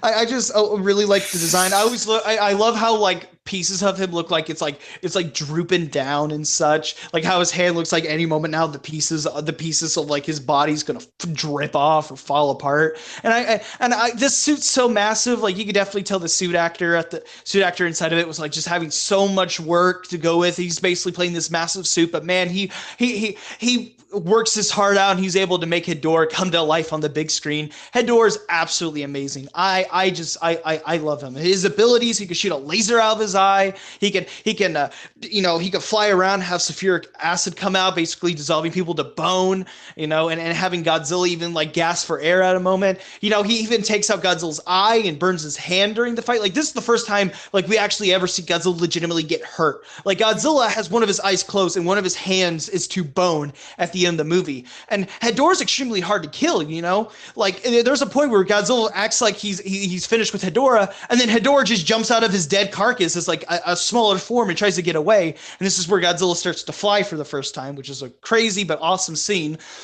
And just were they smoking crack? I just were they smoking crack during making of Godzilla versus Hedorah? Were they? What? But and it's something I also like about Hedorah's roar. Funny thing is that roar is not original. That actually belonged to an Ultraman kaiju. But the thing is the roar definitely fits Hedorah 100 times more than the Ultraman kaiju. The Ultraman kaiju is known as Kimular, and the Ultraman kaiju is basically just like another variety, like another different type of the Baragon suit, but it just came with like that roar that they did use for Hedorah, which, like you mentioned, works way more better for that incarnation. And just Hedorah's so weird. He's gross, but he's awesome, and I just love him. I still need to get a figure of him. I still need to. He literally shits all over Godzilla in the fight. He does, absolutely does, and it's awesome. I'm sorry. Like, seeing a monster throw feces at another one is just always something that gets me hyped because it's so ridiculous, and I love it. Well, shit piss everywhere. there's piss all over the seats, piss running down the aisles. Oh, I shit Godzilla! myself 3 times. Oh, Godzilla! I'm about to pee pee poo poo all over you. Duh. All right, Oh, Godzilla. boy, here it goes. All right, Godzilla. I'm about to head out. No, you're not about to head out. But yeah, I love Hedorah. I love it whenever he shoots a beam. It, like the top of his head like begins to open up and it starts to glow red when he does it. Like you can definitely tell Yoshimitsu Banno and Teruyushi Nakano since we're having so much fun, mainly due to the fact that Godzilla vs. Hedorah only had like one team working on it instead of 2. Like usually Godzilla movies had like one team, like the director working on the human stuff, and you got the special effects director working on the monster stuff. This movie though, they were both like merged together, so you had Yoshimitsu Banno and Teruyushi Nakano just working together, making a movie how they want it. And God, Hedorah just looks amazing. Hedorah is definitely a special effect brought to life. He also makes people commit suicide. Yeah. I also want to mention how Godzilla vs. Hedorah was actually the moment suit actor Kenpaichiro Satsuma discovered that he was immune to painkillers. Oh. He needed to get his appendix removed, but because it took so long to get him out of the Hedorah suit, they just kept him in there. So they opened up the Hedorah suit and did the procedure while he was in the suit. But painkillers didn't have any effect on him, so it pretty much hurt like a bitch throughout the whole surgery. He would use that experience as epic portraying monsters of considerable weight for the Heisei series. By the way, just before we move on, Destroyer is clearly a inferior version of Hedorah, and also as well, I made this joke to Mafoony and TitanGoji earlier, but like when you first see Destroyer's final form, his perfect form, you're like, oh, this looks so awesome, man! This is one of the most coolest kaiju's ever. This is gonna be epic. And then immediately once he flies, that's when you go, okay, never mind. This is gonna be epic. Like he doesn't even flap his wings; he just floats up in the air. His wings don't even move. Like you know what Hedorah has? Know what Hedorah absolutely mogs? Hedorah doesn't need wings. He has little like jets that come out of his body that allows him to fly. Like you already got that. He doesn't need wings. You know, he doesn't. All right, Godzilla. All right, Kakita. I'm about to head out. But yeah, I absolutely love Hedorah. I do. I need a figure of him. You guess you could say you Hedor him. Yes. You find him Hedorable. Yes. I would actually say Hedorah, yes, he's gross and weird, but I would actually say he's kind of adorable because of that whole owl-esque movement of his head, where his eyes never move, but he moves his head around, and I find owls really adorable, so I find that kind of adorable. Even though he's really scary, like he kills people and dissolves them to bones, you know, that's just how it is. It's just fun, dude. It's just so much fun, dude. Get with it. But yeah, I would say Hedorah was definitely the first ever like enemy Godzilla fought that gave him a hard time. Like he's definitely the first one Godzilla fought. Not Mothra? Godzilla, like yeah, Mothra, like Mothra put Godzilla in Godzilla, like when Godzilla fought Mothra, it was basically Mothra constantly just smacking Godzilla around, and then Godzilla took her out in like 1 or 2 shots of his beam, and she was out. Kong, he mogged on him in the first half of the fight, but then due to electricity, Kong was able to get in and such, and they were both able to fight. But I mean, this one like dissolved Godzilla's hand to bone, basically melted one of his eyes to the point where it had to close. He threw Godzilla in a pit and pooped on him. Like Jesus Christ, yeah, Kong doesn't do that. You're right. Like at this point, I think in the 70s era, it's a lot more like Godzilla had to actually get good before he beat any of his opponents. And I know I'm going on a little too much of a tangent, but I want to add one fun fact, one piece of trivia for Hedorah that makes me absolutely love. Shut up! I hate you. But like one little thing of Hedorah that I want to mention before I move on that makes me love the people behind Hedorah. It makes me love the movie a lot, even if it's not a great as a movie on technical aspects and an overall with story wise. I still love it so much, and I respect it with so much effort it has. But one thing I really love is during the scene where Godzilla is ripping apart Hedorah and such. the scene where he takes out the two balls, like those two white balls out of Hedora, those are actually Hedora's eyeballs. But the reason why they're white is because they ran out of money. Due to Tomoyuki Tanaka not being there to control the budget and control how the movie was coming out, basically Yoshimitsu Banno and Teruyoshi Nakano kind of went through the money. Toho basically was going to cancel the project and just told them to shut everything down, but Nakano and Banno weren't going to quit. They kept going on. So while they couldn't hire a painter for the eyes, they still went with it and they still tried their best of what they could make. And while it is confusing, this is confirmed through the storyboards that it was Hedora's eyes. So I'm not making all this up. And the reason why Hedora's eyes appear after like Godzilla ripped him out is because Hedora is not just one organism. He's a bunch of them that are combined together. And it makes sense for Hedora to, after just being completely destroyed, him to go in a smaller form and form new eyes and form a new body and such. So yeah. That's it with me and Hedora. And thoughts on Hedora and Final Wars. Okay, all right. I'll give my quick thoughts on him. I like Hedora's design, I really do, but I do feel like they completely just did not use him correctly in that movie. He was just there for a cameo. It wasn't even like an extended cameo like Ebra or Kamanga or Kamacuras. He didn't even show up early on when all the monsters were destroying stuff. They didn't get mentioned. He just appears, you know? And the thing is, I honestly don't mind it. I don't, but I kind of feel like Hedora is such an interesting kaiju and Godzilla and Godzilla's like overall mythos or like huge thing of like kaiju he has that it felt like they just completely misused him. Like that kaiju deserves to have his own movie where he fights Godzilla. Like having him as a blown the fuck out. You know, that's just my thoughts though. That's just my opinion. That's just the tea. Oh my god. But any thoughts on Hedora before we end it? We kind of I already talked about him earlier. Mafoony? I kind of talked about him too, I think. Yeah. So yeah, that's basically it. Before we end this, the main reason why I wanted to make this top 10 was because I've been in a Godzilla nostalgic trip in terms of watching like old YouTube videos. I rewatched the entire thing, Monster Island Buddies, for some weird reason. But I grew up on like the older seasons, so I want to kind of marathon it through it all. I watched some old like toy reviews from Ultraman Chronos, Godzilla, Goji 73, all that, and it was a really fun trip. And one of the videos I returned to was a video from Adam Noyes on his old channel that used to go by Chopper Pilot 5. And it was this video, basically him and two of his friends, Zazubar and Gorzard, basically talking about their top 10 favorite Godzilla monsters at the time. The video came out in 2012. Most likely their opinions have changed. And while the video is definitely not that great of quality, it really brought back a much more simpler time in terms of the Godzilla community when what we were all just doing was just talking about Godzilla stuff, how much we like it and such, and just gushing over the franchise.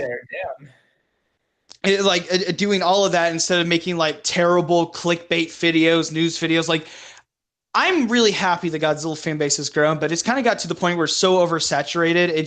It no longer feels like people are legitimately making channels because they love Godzilla. It feels like they made them originally for that and then realized, oh my God, I'm getting a lot of views and I'm making money. And so they start pushing that out there. See, there's only still a few YouTube channels I legitimately consider like the true golden age of Godzilla YouTubers that still continue on. And just watching that old video just brought back so many memories, and I just wanted to make this video so bad with these two guys because I knew we have a lot of fun with it. I think a good example is that this has been going on for probably 3 to 4 hours, and the video is most likely going for this long. And the video is most likely going to be 3 to 4 hours when it comes out. But I overall just had a lot of fun recording this with these two guys. It was really fun. We haven't recorded one in a while, and we need to re-record some in the future. But overall, yes. but overall, I just had a lot of that information is redacted for now. I just had a lot of fun with these guys. And so overall, before I say goodbye, I'm gonna let these two guys go. TitanGoji, what do you have to say before we head out? Well, I definitely had a lot of fun doing this with you guys. And funny enough, I actually plan to make a video about this like last year, but for some reason I just never got to it. And TitanGoji blown the fuck out by Dillo. so so anyway, as for what I'm doing on my channel, I'm actually taking a break from uploading for a while, but for a very good reason, because when May comes around, I'll be uploading a video every single day. I'll be doing a review series called History of Godzilla, where I pretty much review every single Godzilla movie, as well as non-Godzilla movies like Mothra, Varan, Rodan, Gorath, Space Amoeba, Dogora, and all that. And it's pretty much to build up hype for Godzilla King of the Monsters, which I will review on the 31st of May. So yeah, I'm too excited for that movie, man. I'm way too excited. Mafoony, got anything? I have a video in the works. I hope that by the time Dillo uploads this, I'll at least be more than likely done with it. It's one I'm gonna try. My plan, I think, was originally to do something else, but I think I'm gonna try and do a video on Sayonara Jupiter soon. Hopefully by the time. And yeah, I guess that's really all I have right now. I don't really like announcing things because then if I end up not doing it, it'll look really bad. Yeah, it looks bad on my part. There's so many videos I recorded and wrote scripts for that just never came out. and funny enough, Sayonara Jupiter just came out on Blu-ray on Showa Video. Based? Kino even. And Sayonara Jupiter is the movie where Biolante's roar originated from. And it's also okay. So basically, why Sayonara Jupiter is actually a sequel to the Heisei series. And also as well, it's also the movie where Higuchi got dumped by his girlfriend because he was involved with the making of the movie. I mean, it's a pretty bad movie, but it wasn't that bad. Come on. I was gonna say that because according to that story, he told her that, oh yeah, I made this movie. How dumb did she have to be to not realize his name wasn't the director credit? The movie has opening credits. He's not in any of them. But for me, yeah, dodged the bullet there, I think. For me, for my future videos, I plan on doing more reviews in the style of my first Godzilla video. I was really proud of how that video came out, especially like that last 30 seconds of the video where I made that montage with Sacred Springs. Like that legitimately, I got an ego boost from that. I was so happy how that came out. And I plan on doing some in the same style. I plan on doing some, my next movie review, or the next two I plan on doing is Godzilla vs. Mechagodzilla 74 and Godzilla 2000. Those are two movies I have a lot of passion about talking about, and I think it should be really, really fun to do so. Overall, I thought this was just really fun to talk about, and that's all really got to say. I plan on doing live streams more often, and I plan on making more podcast episodes. But overall, I think that's really about it for me. I just want to say thank you, TitanGoji and Mafoony, joining me on another time, and thank you to all the people who watched this video and got to this point. We overall had a lot of fun, and I can't wait to do this again. So see you guys next time. Bye-bye. See ya.